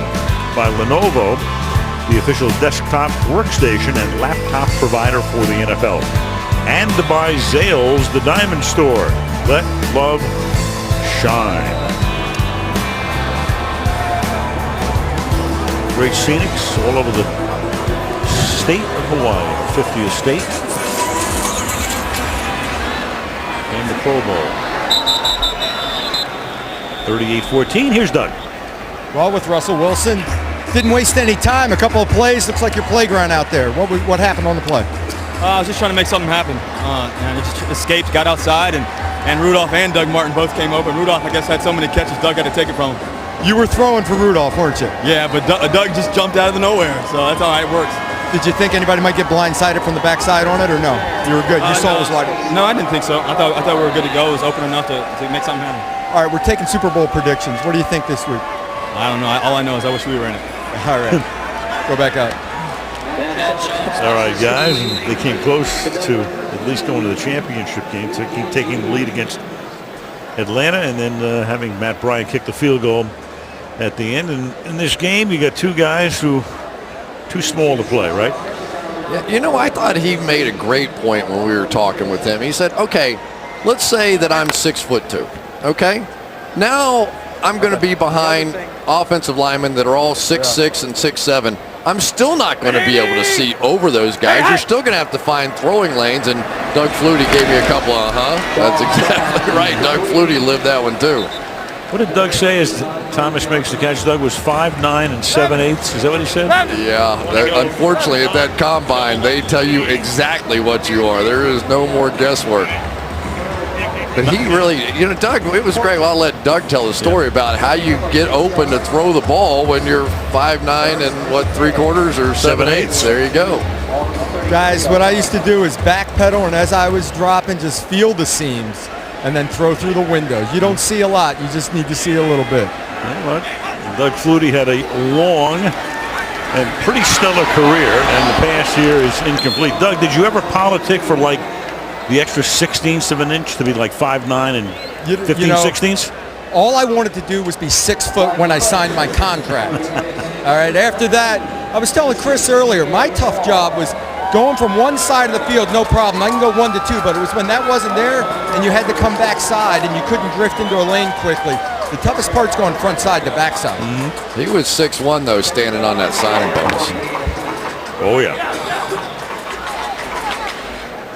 It's 2nd down and 10 here for the AFC from the 32-yard line. And Schaub will fire this one to Demaryius Thomas. Thomas to the 44. Hey, go the other way with it, Matt. All right, gun double right. All right, go China in left. China in left, H swing. All right, gun double right. Scat left. It's Adam Gase, and he's the new offensive coordinator who was working with the quarterbacks in Denver. Mike McCoy was the offensive coordinator. McCoy is now the head coach at San Diego. So Gase, who is the son-in-law of Joe Vitt, who for a while was the interim coach at New Orleans this year, is the new play caller under John Fox. Little swing pass out here to C.J. Spiller of the Buffalo Bills, and he's out of bounds at midfield. Well, Jason Pierre-Paul already with 1 sack. I was thinking, why not? I might as well drive that car out of here. It doesn't make any difference who it is. It's talking to Richie Incognito, one of the offensive linemen for the AFC. And he said, hey, we got a couple of special protections going. If anybody starts playing for that car and the MVP out here, we've got a couple of secrets up our sleeves, too. 2nd down and 3. And Schaub will fire this one through the hands of Thomas. It'll be 3rd down. Dennis Allen, of course, now the coach in Oakland. We'll hash it on here. Hey, flex right, get right, China in right, H swing. Flex right, get right, China in right, H swing. Gun, flex right, scat right, China in right, H swing. Owen, right? You're over there. So now we have former Bronco coordinators coaching in the division, 2 of the 3 teams that the Broncos have to play. In Oakland and in San Diego. And of course, Andy Reid is the new head coach in Kansas City, and the pass is caught, and breaking away from 2 guys is Owen Daniels. So Schaub hitting his regular tight end for a 1st down. Now, you're not going to believe this, Al, but sometimes when you get hit at the same time on both sides, it kind of keeps you up straight. And that's exactly what happened on that one. on a drive route inside, and London Fletcher and who is that? Tim Jennings on the other side ends up hitting him at the same time, so you don't fall either direction. You just end up standing up. Might as well turn around and run. Now, how many times did that happen to you in your career? Once. Right. In college. You want to see the highlight? Sure. It's on YouTube, probably. That's a tip pass and incomplete. 2nd and 10. Henry Melton got his mid on it. Henry Melton, if I remember correctly, the running back at Texas. Right. When he made the move to defensive tackle, and it's tough to block inside. There's JPP working against Joe Thomas on the outside, and Joe Thomas has been keeping people off his quarterback for a long time. That's pretty impressive. Those are Hall of Fame numbers he's putting up. 6 Pro Bowls in 6 years. Pitching a perfect game. And Schaub throwing that one out of bounds. Daniels was on the right, and it will be 3rd and 10. Well, even if you're Joe Thomas, this little double move by JPP, there just aren't many guys that can block that. Schaub almost got caught on that one. It's almost like he knew we were talking about him. I got my A move coming here, but it really is amazing. Jason Pierre-Paul, the way that for a defensive lineman, for a guy his size, it's like a release move by a wide receiver. He can, the flexion in his knees to be able to go that hard inside and still gather himself and come back around. Pretty amazing stuff.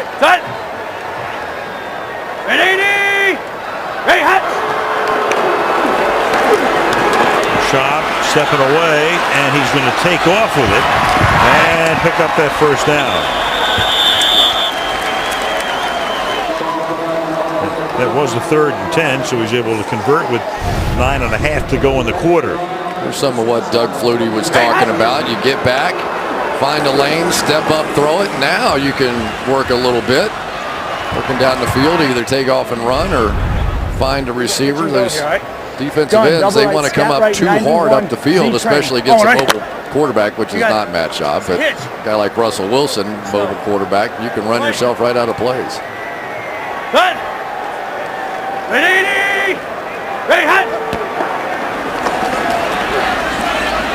And Schaub deep again, but again out of bounds. Second time he's thrown one on the outside of the boundary, intended for A.J. Green. Earl Thomas with the coverage.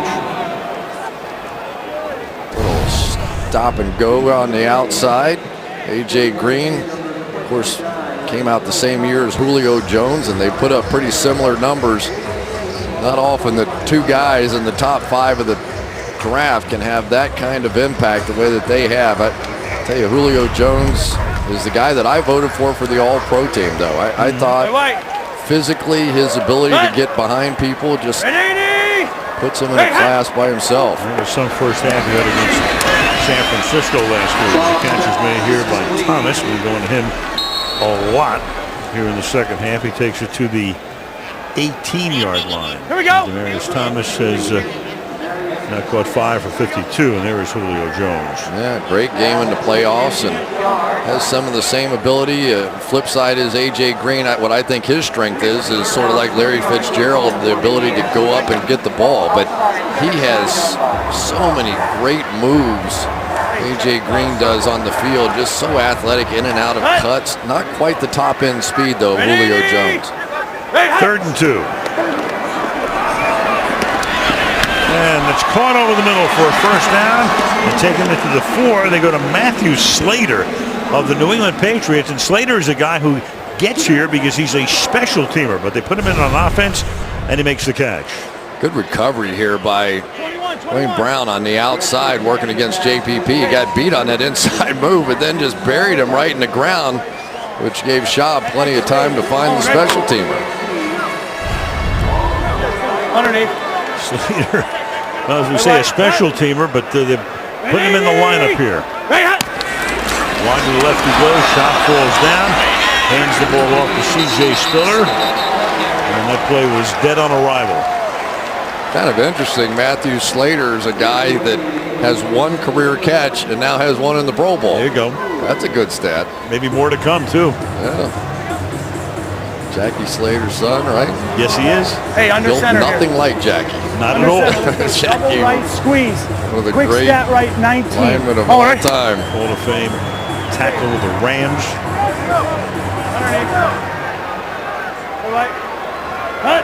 Shove under center. Second and goal. And looking to throw to the outside, and he does. And this time it's Daniels, but he's covered by Kerrigan, the linebacker from the Washington Redskins. It'll be third down and goal.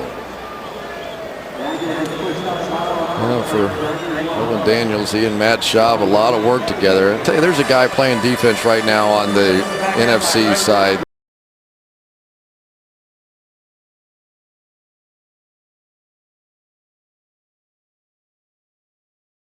Makes plays, sacks, coverage, interceptions. Not a high-profile guy in this league, but a little like Patrick Peterson, a star. There's just no doubt about it. He's a star player.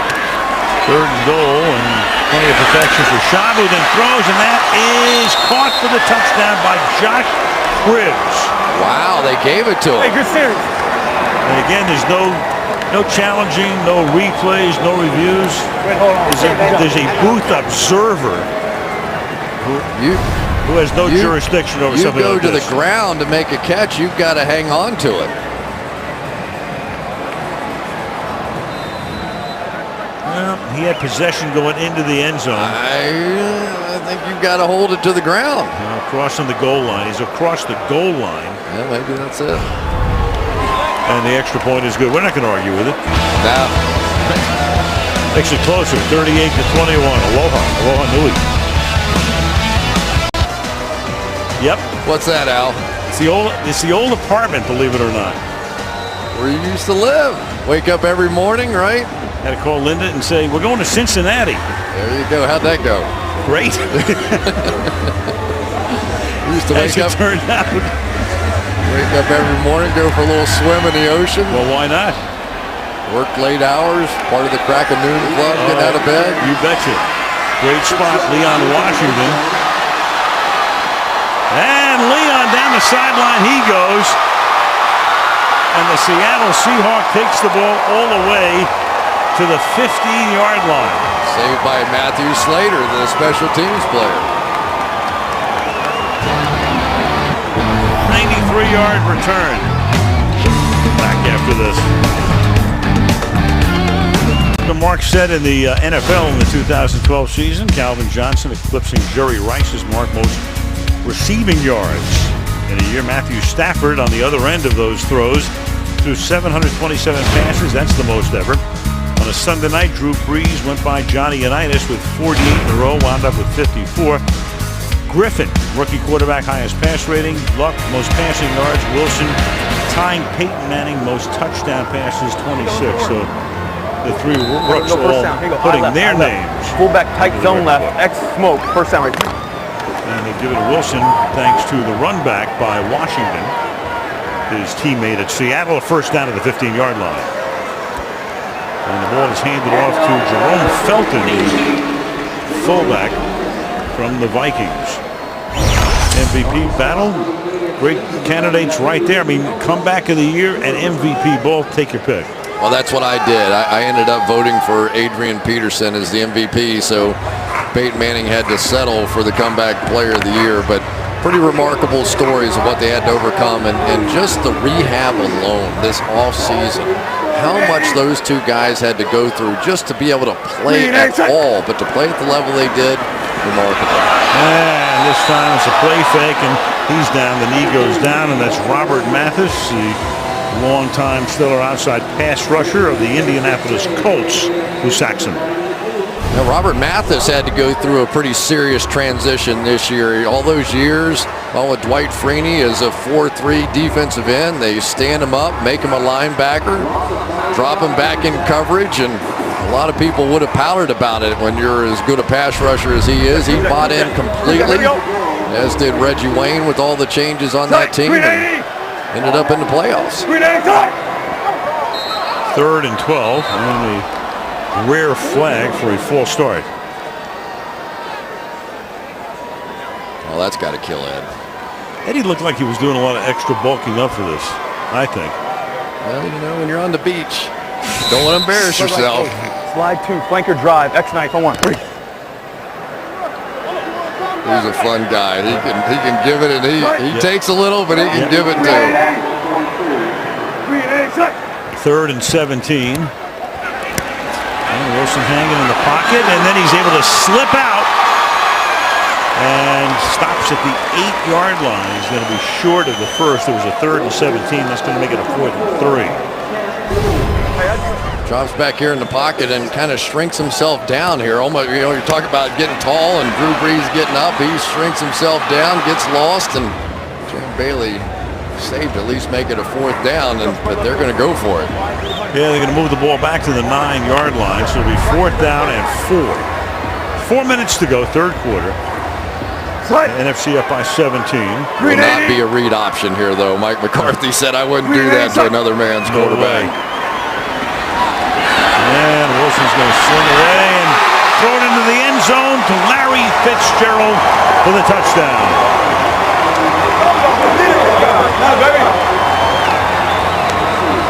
What else do we need to see from Russell Wilson? Not a lot. You know, he's done everything. This is no joke. This is what he has done all season long. We talked about pass rushers get up the field too far. That time Robert Mathis tried to go around the top, and Russell Wilson escapes out the side away from Atkins and throws the touchdown pass. Remarkable young man. Father used to wake him up at 5:30 every morning to go work out and practice. I'd say it paid off. 5 consecutive possessions have resulted in touchdowns for the guys in blue. 45-21. Drew Brees starting the game for the NFC, getting them rolling, and then it's been Wilson. You saw Manning in the middle, and in the meantime, the NFC has rolled up 414 yards to 153 for the AFC. And they lead 45-21. No run back here for Cribs. We go to Doug. Well, Adrian, earlier in the week you were quoted as saying you think you will win the MVP. Why do you think so? I don't know. You know, I think just my body of work kind of speaks for itself. But, you know, we'll see. Guys willing to come my way. Today started a little shaky. The first handoff, what happened there? Yeah, the jersey kind of slick, you know, and you know, I think that was just like 2% of it. The most part was seeing that big hole, so I think I was too excited to get to the end zone. Overall, though, the effort's been great today, don't you think? Yeah, you know, guys are definitely competing. You know, Peyton stood up and said some things, and guys took it personally. Let's go out. Well, I think that Andrew Luck's jersey may have been too slick too on that one because he fumbles on the first snap that he takes. And Gerald McCoy of the Buccaneers recovers for the NFC. Well, you're just not used to working with a new center. That time Chris Myers, they just couldn't get it going. I remember as though Andrew Luck, the first preseason game we had a chance to call in Pittsburgh, threw a pick 6 in that game to start out and goes right back down the field about 4 straight times for touchdowns. Tell you, Gerald McCoy may be thinking about driving a new car home as well. He came off the ball hard on that one. Of course, in Tampa, we now know even on end of game sort of plays, you're expected to come across the ball and play hard. Certainly the New York Giants know that. From the 18-yard line, here's Wilson again. Again, great starting field position for him. And he hands the ball off to Martin, who gets taken down there for a gain of about 4 by Justin Houston of the Chiefs. Andrew Luck, overall the #1 pick out of Stanford, and he went 1 to Indianapolis with RG3 going #2 to Washington. No clue. Oh, yeah. I hear you. I'll be all right. Shotgun time. 380. 2nd and 5. 380 sight. And it's handed off to the fullback, and this is Felton. It's interesting thing about Felton. He's a guy who was picked up from Indianapolis. He goes to Minnesota, and Adrian Peterson used to tell us, you know, he really doesn't need a fullback. He doesn't want to play with anybody else in the backfield. Wants to be able to move at his own discretion, find the holes by himself. But we talked to him before the wild card game this year, and he says, I've come to appreciate the fullback. He changed his mind, didn't he? And today in the Pro Bowl, he's getting more carries than he's had the entire season. And they give it to him again, and he takes the ball to the 5-yard line, and that's going to make it first down and goal for the National Conference. Tell you, Russell Wilson, remember that whole story when he was at the IMG Academy down in Florida, and before the draft he put all 32 teams' names in a hat and he drew one out, and it was the Seattle Seahawks. He said on draft day I wasn't surprised at all. I already knew where I was going. Like, get out of here. I'm telling you. Make it second down and goal. The ball's at the 5, and the pass is tipped at the line of scrimmage by Gerard Mayo, one of the 2 New England Patriots to have made the journey from Foxborough to Honolulu. Gerard Mayo, who is over here at the Pro Bowl, had a chance to visit with Ray Lewis and really picked his brain about not playing the game, but how to be a leader, how to direct your defense. And so much of the Mike linebacker's responsibility in this league is to make the calls, make the adjustments on the field, and be that dynamic leader. It's so important. Third and goal. And Wilson throwing and reaching up and making the catch is Vincent Jackson for the touchdown. I don't think Jonathan Joseph's too happy. Let's see if he got a push off on this one. Vincent Jackson on the outside here. He went right to the official afterwards. That didn't look too bad. Man checking. It's hockey season. No harm, no foul. Vincent Jackson's had a big game in this one, but Russell Wilson is quickly becoming the top choice for MVP.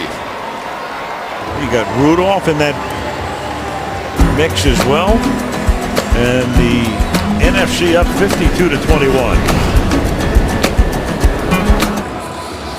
One of the most prestigious honors in the National Football League these days is the Walter Payton Man of the Year Award. And there are your 3 finalists.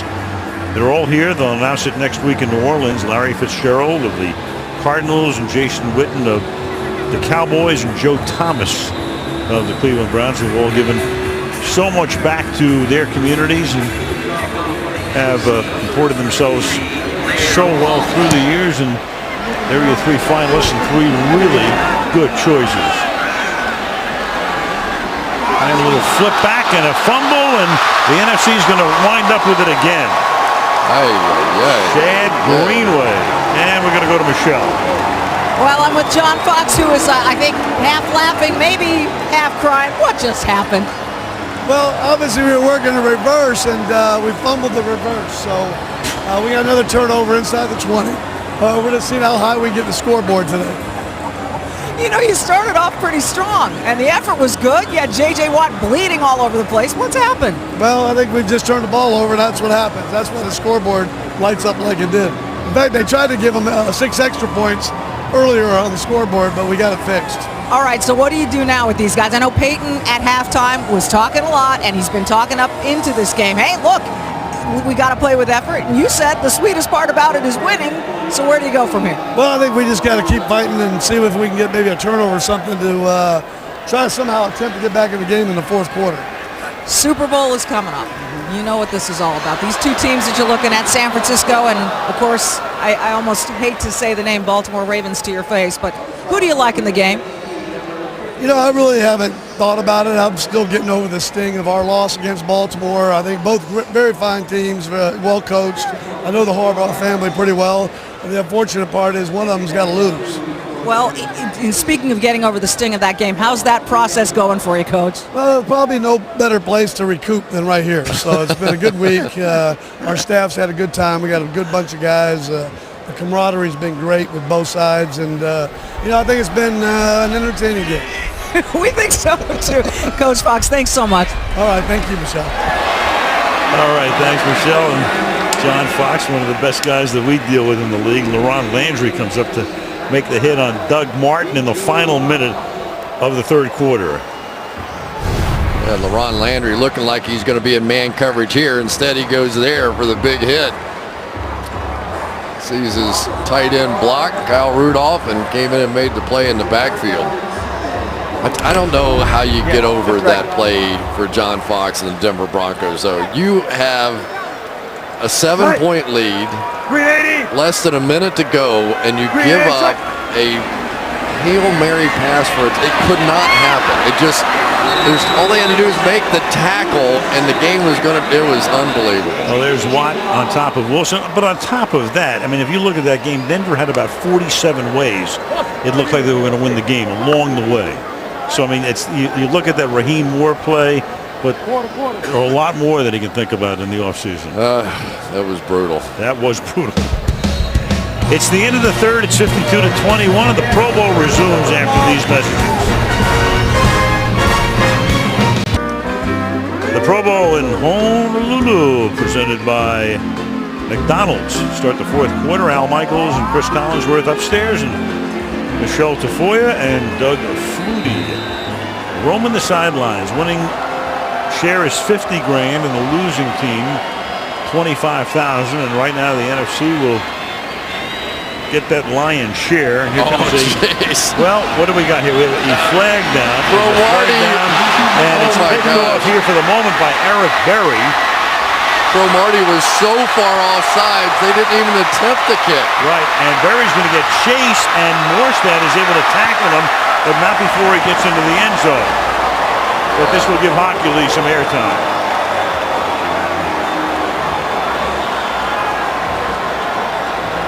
Hey, that Thomas Morstead can run, can he? You got that right. Woo. All right, Ed. Tap, tap, tap. Offsides. Defense, 5-yard penalty, repeat fourth down. Well, Marty almost took the snap. What's this? Just a bit offside. Good decision by the rookie, Blair Walsh. Like, forget that. I'm not kicking into that mess. But look at Morstead. I mean, chasing Berry and catching up to him, albeit. Did you ever run track? You ever heard the term, the bear jumping on your back? Right, that's it. I'm not sure Eric hasn't taken a little time off since the season ended. True. He was shot those last 10 yards. So now Walsh will set up for an easier attempt of 26 yards. I wonder if Thomas Morstead can breathe. That'll be the farthest he's run in a while.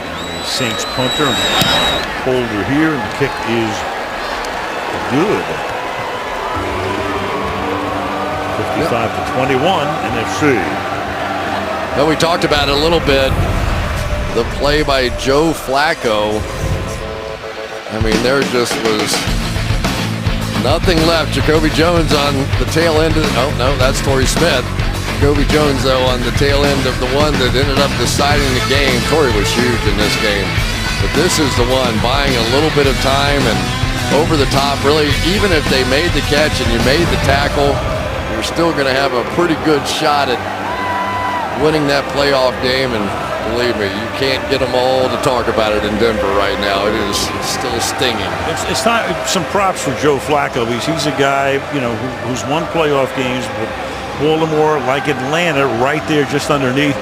He had a pretty terrific offseason. I mean, it's a postseason in the sense that in those 3 games, I mean, Flacco was great. Yeah, he really was. Plus, you've got to think now, going into the Super Bowl, Joe Flacco has been through some of the wars. You think about some of the games we've called against Pittsburgh, against New England, going against Tom Brady, and all those battles going out there. But what else does this team have to prove? You know, to go to Denver and knock off Peyton Manning, to go to New England and to knock off Tom Brady and company up there. This is a team defensively that's getting healthy at the right time, and I think that extra week off is going to really help them. I do too. Should be a great game next Sunday. Super Bowl 47. I think Russell Wilson's making an impression. When Adrian Peterson's sitting next to you on the bench, that means you're getting a little respect in this game. At the 6-yard line, and this time it's a more conventional run back by C.J. Spiller. And they whistle it down at about the 20, and we go to Michelle. Well, I'm with Champ Bailey, his 12th Pro Bowl appearance as well, along with Peyton Manning. And we've been talking upstairs about the Ravens and what a tough loss that was for you. First of all, what do you see in that team that's going to make it tough for the 49ers next week? Well, I think they got hot at the right time. And, one thing the 49ers got to do is take away those deep balls. Because if they're striking deep, that's hard to stop. And then that just opens up the game for Ray Rice, and he's probably the most dangerous in the game. And that is certainly what happened to you guys. How difficult was that, or are you still getting over it? Well, it's tough. You always want to win your last game, and we didn't, unfortunately. But tell you what, we got a lot of pieces put together. We make sure we come back and ready to work, and we can try to get another shot at it next year. I mentioned 12th Pro Bowl for you, and that ties the record for defensive backs in NFL history at the Pro Bowl. What does that mean to you? It means a lot, because I put in a lot of work, and, to come over here, it shows what I put into it, and that's what it's all about. We look forward to seeing you next season, Champ. Thank you. Albert. All right, thank you, Michelle, as C.J. Spiller takes that short pass and converts as it gets across the 30 to the 31-yard line in the final minute of the fourth quarter. 38. The first minute, what's it, the final minute? We were in Hawaii. I know. We all take a little time off every once in a while. I was going to say wishful thinking, but I'm not going to say it. First and 10, and the pass is caught just shy of the 50, and then this is Cribbs. We got to get more special teams guys in here. Special teams guys have been playing like crazy here today. Cribbs on the outside here. In cut to the inside, but it's the catch and run ability of the special team stars. So many times we see guys that when they get an opportunity on special teams and can play in space and play in the open field, really translates when they get a chance to start. That was a gain of 39 yards. Luck now checking it down, bobbled and incomplete. We were talking about Andrew Luck and the fact that, of course, he went to Stanford and he was recruited there and came to school with Jim Harbaugh as the coach. And then we were being told by RG3 in Washington before that last game that Griffin was actually being recruited at the same time by Harbaugh. And Harbaugh was trying to convince Griffin that he'd go to a two-quarterback system. It didn't sit too well with either one of them, did it? No, and especially when the guy showing around the campus, his host was Richard Sherman, who was a receiver on his way to becoming a defensive back. RG said, I don't think that they have a quarterback position in mind for me. And Spiller gets taken down at the line of scrimmage by Lorenzo Alexander. How'd you like to have to follow that guy in Indianapolis? What a job he did. Andrew Luck, always respectful. Told several stories about Peyton Manning. He and his father, Oliver Luck, who played quarterback in the league, would sit and watch Peyton Manning on television and study him and study everything he did. And then he ends up being the guy that replaces him in Indy. And reaching up and making the catch is Green. And are they going to rule the play dead? Forward progress, they will at the 8-yard line. He was hit by Charles Tillman, and of course it's been Tillman who has been extricating footballs all season long. Gain of 19 instead of a first and goal. Isn't it? First of all, this is a tremendous catch. You got to start with that one. But watch Tillman come back and punch that ball out. He does a lot of boxing, a lot of MMA training in the off season, and he is just remarkable. The accuracy of his jabs and hooks and different ways of getting the ball out is second to none. There's nobody else in the league that can do what he does with that. First and goal from the 4. And Luck has it tipped and incomplete. Trying to hit Gresham, the tight end, broken up by Moore. Look out, Charles Tillman, all the different ways he found to get that ball out. And he was telling us earlier this year, there's nothing they can do. Everybody talks about the 5 points of pressure on the ball and all that. I said, forget all that stuff. There's always an angle that you can get a punch in and knock that ball out. But how on the move, you think about how fast the game is played, that he's able to so consistently get that fist on the ball. Think about those two Chicago corners and the havoc they can wreak as Luck scrambles away and then throws too high. Talk about the forced fumbles of Tillman. Pass intended there for Slater. And then on the other side, you had Tim Jennings, who led the league in interceptions. Jennings has been around 7 years. He had 7 interceptions in his first 6 seasons, and then he had 9 this season to lead the league. You know, and he never had more than 2 interceptions ever in a season. And now he turns around with 9 this year. And this was a Chicago Bears defense that really carried this football team early on when they were very much in the playoff contention and all that they did. But it ultimately was the offense that cost Lovie Smith his job. 3rd and goal, and turning around and making the catch is Green for the touchdown. Got away from Jennings and holds it in. Well, maybe Larry Fitzgerald's better, but there aren't many guys with the ball in the air better at going and getting it than that guy right there. A.J. Green, about as athletic. He's kind of like one of those NBA power forward kind of guys, despite his size. Just so nimble. Oh, as soon as I brag on him, he trips over one of the line monsters out there. But terrific, terrific player. His second touchdown grade. Lewis Fitzgerald on the other side. Dawson for the extra point. That's 83 points in the game. You got a lot of happy friends, don't you? Well, there's some happy friends and some unhappy friends. 55-28. The Pro Bowl being brought to you by McDonald's. I'm loving it. By AT&T, Rethink Possible. By Nissan, innovation that excites. And by Tomb Raider, available at GameStop on March 5th. Doug Flutie was out there the other day body surfing. He was also a quarterback in a little pickup football game out there as well. Doug Flutie's enjoyed his time here. The Eternal Kid. Oh, here we go. Watch out. Oh, I wanted to see that. That's great. And it's covered up by Thomas Deku of the Atlanta Falcons. That's the trick kick right there. Watch all the stuff that Phil Dawson does on this one. Not only does he change direction for the onside kick, but he back heels this thing like a soccer player. Right? Boom, there you go. Didn't quite get it 10 yards, but pretty cool. Won't be the last time we're going to see that. Maybe today, but that's a pretty neat thing to try. Very neat. Kickers have a lot of time on their hands. You can think up stuff like that. Ain't that the truth? From the 41-yard line, here's Wilson. And Wilson's not done yet, and the pass is broken up at the last minute. Intended for Cruz. And it's Cromartie covering, and we go to Doug. I'm with London Fletcher. And London, you know, you talked earlier in the week with Chris Collinsworth that you were ashamed of the effort last year. What do you think so far this year? I think it's a lot better effort. You know, the score is kind of out of whack, but I think guys have played a lot harder this year.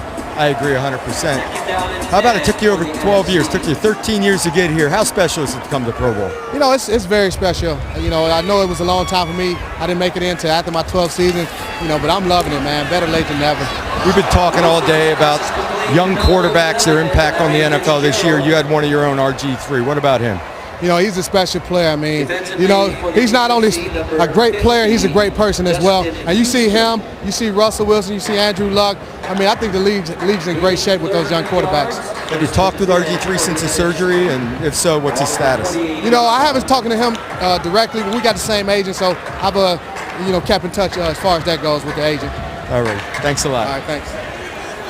All right, thank you, guys. And our best to RG3 as he recovers and tries to make it back for training camp. Washington takes the handoff here. Rookie quarterback selected to the Pro Bowl. And you can see the three of them this season. And then you had Cam Newton and Andy Dalton in 11, Vince Young in 6, and then you have to go all the way back to the 80s with Marino, and then Bob Greasy and Joe Namath would be the others. So 5 of that group in the last 2 seasons. I tell you, the draft this year is going to be so interesting. Are more teams going to go to that read option style of offense and take a chance? And really, if you don't have... False start offense, number 82, 5-yard penalty, second down.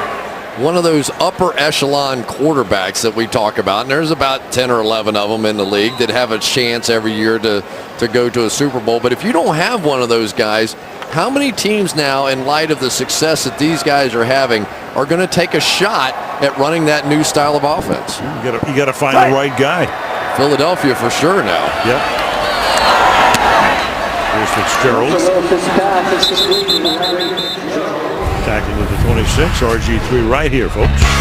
Well, I tell you, it sure was fun. You talked about special guys we've met this year, and that guy was right there at the top of the list. And unfortunately, that knee injury took away some of those explosive plays that we saw week after week after week. And here it was, nothing illegal about it. Haloti Ngata just coming in, and fortunately that leg whipping around. And this was one that made a lot of our stomachs turn watching him struggle just to move around. But a lot of courage to come back out there and try and finish that game. Surgery right after that game. And keep an eye, obviously, as will everybody in Washington.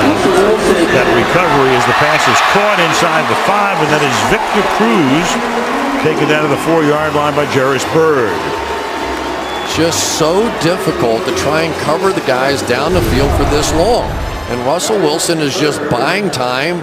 He does a little more outside than what Ben Roethlisberger does, but Victor Cruz did a good job of uncovering. And when you're in man coverage down the field, you can't cover that long. You just can't do it. Wilson never really looking to run. You know, he's looking to throw when he gets outside. First down and goal from the 3. You got Leon Washington in the backfield, and he drops the ball, but then he picks it up and gets stopped at the 1-yard line.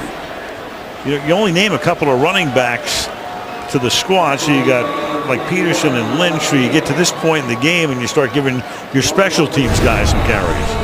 Yeah, and I think there's probably some happy coaches around the NFL when they see their guy going out for the last time. You know, we talk about the effort of this game and all the different things, and you want them to try hard and all that, but you have to remember, these guys, if something happens to them in this game, you say goodbye to a lot of cash down the road. Not guaranteed contracts. And then the handoff goes to the up back, and that's Jerome Felton, the Minnesota fullback, taking it into the end zone.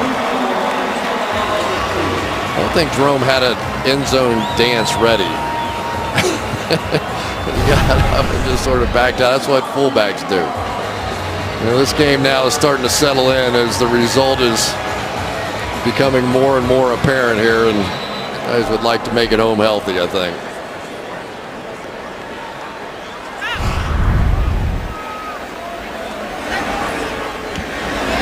Extra point by Walsh is good.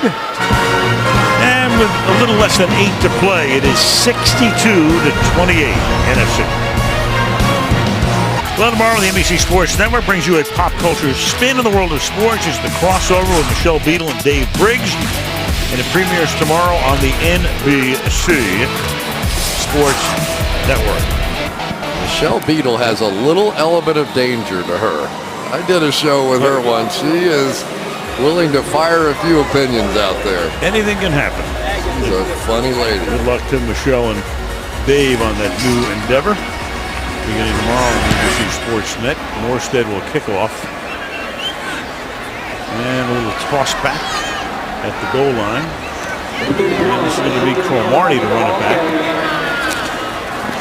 And Cromartie, who once ran a kickoff back 109 yards. A missed field goal, actually. Nobody's ever going to beat that record. Breeze and Peterson having a little chat as we wind down to the end. And congratulations to one of our senior technicians, John Collini. There he is on his retirement. Been with our team going all the way back to the Monday Night Football days at ABC and all 7 years of Sunday night on NBC. Big John calling it a career after this one. As Luck throws over the middle, and that's caught by Daniels. And John, will miss you, whether it's in Green Bay or New York or San Diego or Canton or Honolulu. Good work. Even with the last 7 minutes to go in his career, still not taking his hands off the buttons, is he? That's right. Doing the job. Waiting for overtime. God, so many guys on this crew. People have no idea. 150 people or so every week that put this show together. Just remarkable. Looking at wacky hours, too, as that pass is incomplete. And we go to Michelle. Well, I'm with Robert Mathis of the Colts as his teammate. Andrew Luck out there throwing the ball around. You know, a rookie comes in and has to fill the shoes of Peyton Manning. What did you expect right out of the gate, and what did you get? We expected a good game manager. We heard a lot about him coming into before the season, and even in the off season. And what we got was a true leader, and that's something that you can't ask for anything more than that. Really, the future looks bright for him. It was such a tumultuous season for you guys with Chuck Pagano getting sick, and you had the Chuck Strong thing going on. That undercurrent, what was that like in the locker room at the practice facility, knowing he was fighting? He really never took a day off. He was with us via text, telephone, whatever the case may be. He really didn't want to rest. He was there with us, building the monster. And it was just a tribute that we just really feed off our leader. That was Chuck.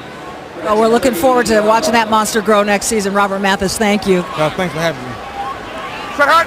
All right, thank you, Michelle. Robert Mathis, the Indianapolis Colts, right back among the top teams in the league. It didn't take long, and the pass is caught across the 50-yard line by Owen Daniels of the Texans. First down. What a story that was, though. You know, I mean, to take a team that was 2-14 the year before, have your head coach get sick, Bruce Arians, who was in his first year with the Colts, comes in, and it just took everybody by storm. Even the cheerleaders and the fans were shaving their head, and Bruce Arians and Chuck Pagano, what a job. It was really amazing when you think about it, to come that far that fast, as the pass is caught on the run by A.J. Green for the touchdown. Green gets free down the sideline, and A.J.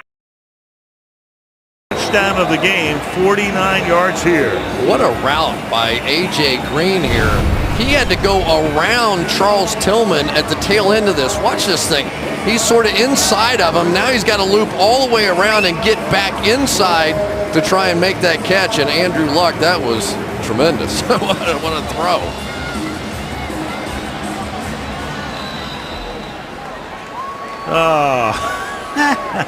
Peyton with one of the twins. There's Marshall on the sideline. And this will be the 99th point, 97th point of the game, 97.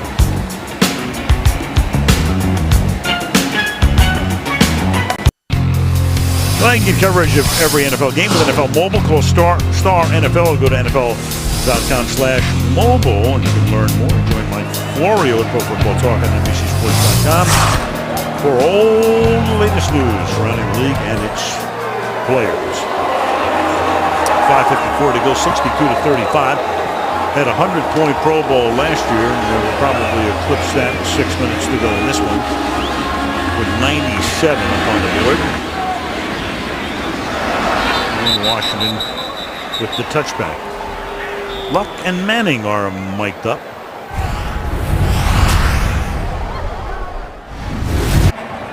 Does he have a bunch of kids?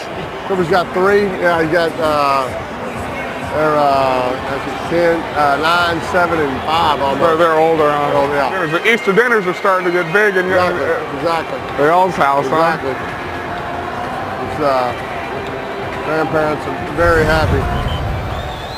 It was a big thing of what Peyton was talking about this week, wasn't it? About passing it forward. You know, that some of the moments that he had, you think for him, came over here with his dad Archie as a little boy, and now he gets a chance to bring his children along and hang out with everybody. But he really felt like the moments that you had with the older/younger players, whichever side of that equation you were on, was what made this game and what made sort of the history of this game significant to so many young players.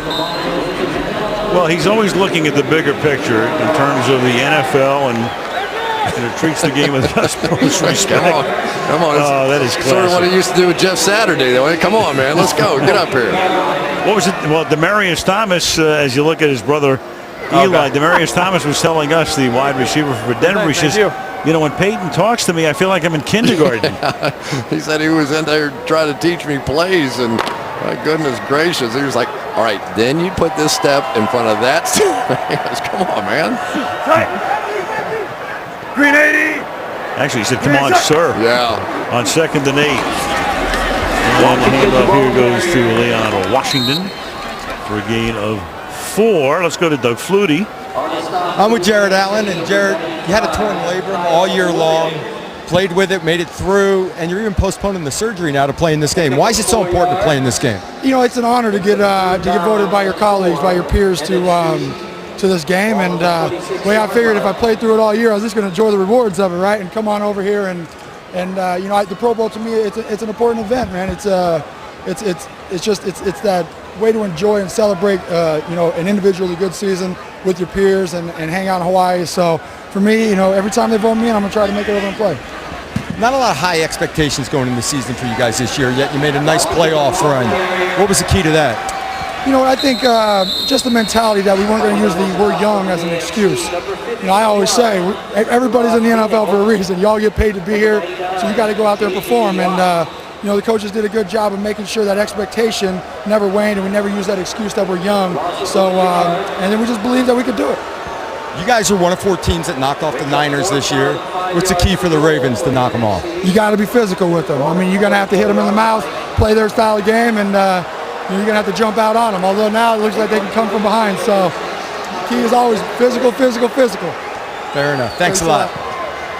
All right, thank you guys. As Morstead's kick will be out of bounds at about the 44-yard line. Well, the Baltimore Ravens losing 4 of their final 5 regular season games, but getting to the big one. Higher in yards gained than allowed for the first time since '97, so they flipped it a little bit there. 49ers, Kaepernick replaced Smith. What a gutsy move by Harbaugh, but he knew what he was doing. Second fewest points, third fewest yards, and the second fewest turnovers in the National Football League. So a lot of great stuff. And, you know, he knew what he was doing, but that took a lot of guts to take Smith out and keep him out after the concussion. He was healthy, but he knew what he was doing with Kaepernick, obviously. Absolutely. And you got the quarterback change on one side and an offensive coordinator change on the other side. I mean, so those 2 head coaches had to make really tough calls at that point in the season, and here they are both in the Super Bowl. And Gresham makes the catch for a couple. 2nd down and 5. Less than 3.5 to go. Well, how about the parents in that situation? You know, you think it's a dream come true. You know, both sons coaching in the Super Bowl, but what do you do watching that game? Maybe they call Archie and Olivia and get a little advice. And then, of course, the brother-in-law is Tom Crean, as Green makes that catch, and he's the head coach at Indiana, and they won again today, defeating Michigan State. Hoosiers among the nation's elite again. How about the day A.J. Green's at it? Yeah. I mean, in the Pro Bowl, last few minutes, going to go over the middle and make that catch and take that hit. Darn impressive. Yeah, he took a shot and he came limping off. Marvin Lewis will be on the phone in about 10 seconds. I didn't go on Twitter. And that's caught by Cribbs. And he's out of bounds at the 13. I like what Jared Allen had to say, and Snee delaying the surgery and Manning and all of that. And it's like, hey, look, the Pro Bowl takes a lot of grief. We know that. A lot of fans say, oh, it's a piece of crap. We don't want to watch it. Who cares? Look at the ratings. You think the NBA All-Star Game would take this rating? The NHL? Major League Baseball? I don't know if we're ever going to get to the saturation point with the NFL. No. Everywhere you go, there's another show. And there is almost a touchdown catch, but Thomas DeCouf breaks it up with Gresham in the end zone. All right, this one doesn't get completed, but I want you to watch the accuracy of this throw. This thing is going to go right here to the corner of the end zone, but this thing is dropped in over the top. There's about a 2-foot window that ball could have been thrown to give him an opportunity. Just absolutely perfectly thrown. JPP from the beginning of this game on has played it like it is a playoff game. 2nd and 10 from the 13. And Luck drops it off underneath, and C.J. Spiller, like he was going to head to the goal line for a moment. We get to the 2-minute warning with 1:54 remaining 62-35 NFC. Well, the sun's going down on our Sunday night football season, and here we are in Hawaii on this 27th day of January. Chris Collinsworth birthday. Aloha. Thank you very much. Don't celebrate them quite the way I used to. Still time. It's only about 5:30. Yeah. Jeff Saturday. Say goodbye to him, but boy, all the great plays, but also what he did with that collective bargaining agreement. I'm not sure it gets done without him. 3rd and 6. And that'll be picked off in the end zone. J.P. Paul. We were just talking about how he's played hard from start to finish. And look at who he's throwing it to. J.J. Watt going against Jason Pierre-Paul. Look at this matchup. There we go. And JPP wins the battle. And Andrew was laughing. I guarantee it was probably Peyton that put him up to it over on the sideline.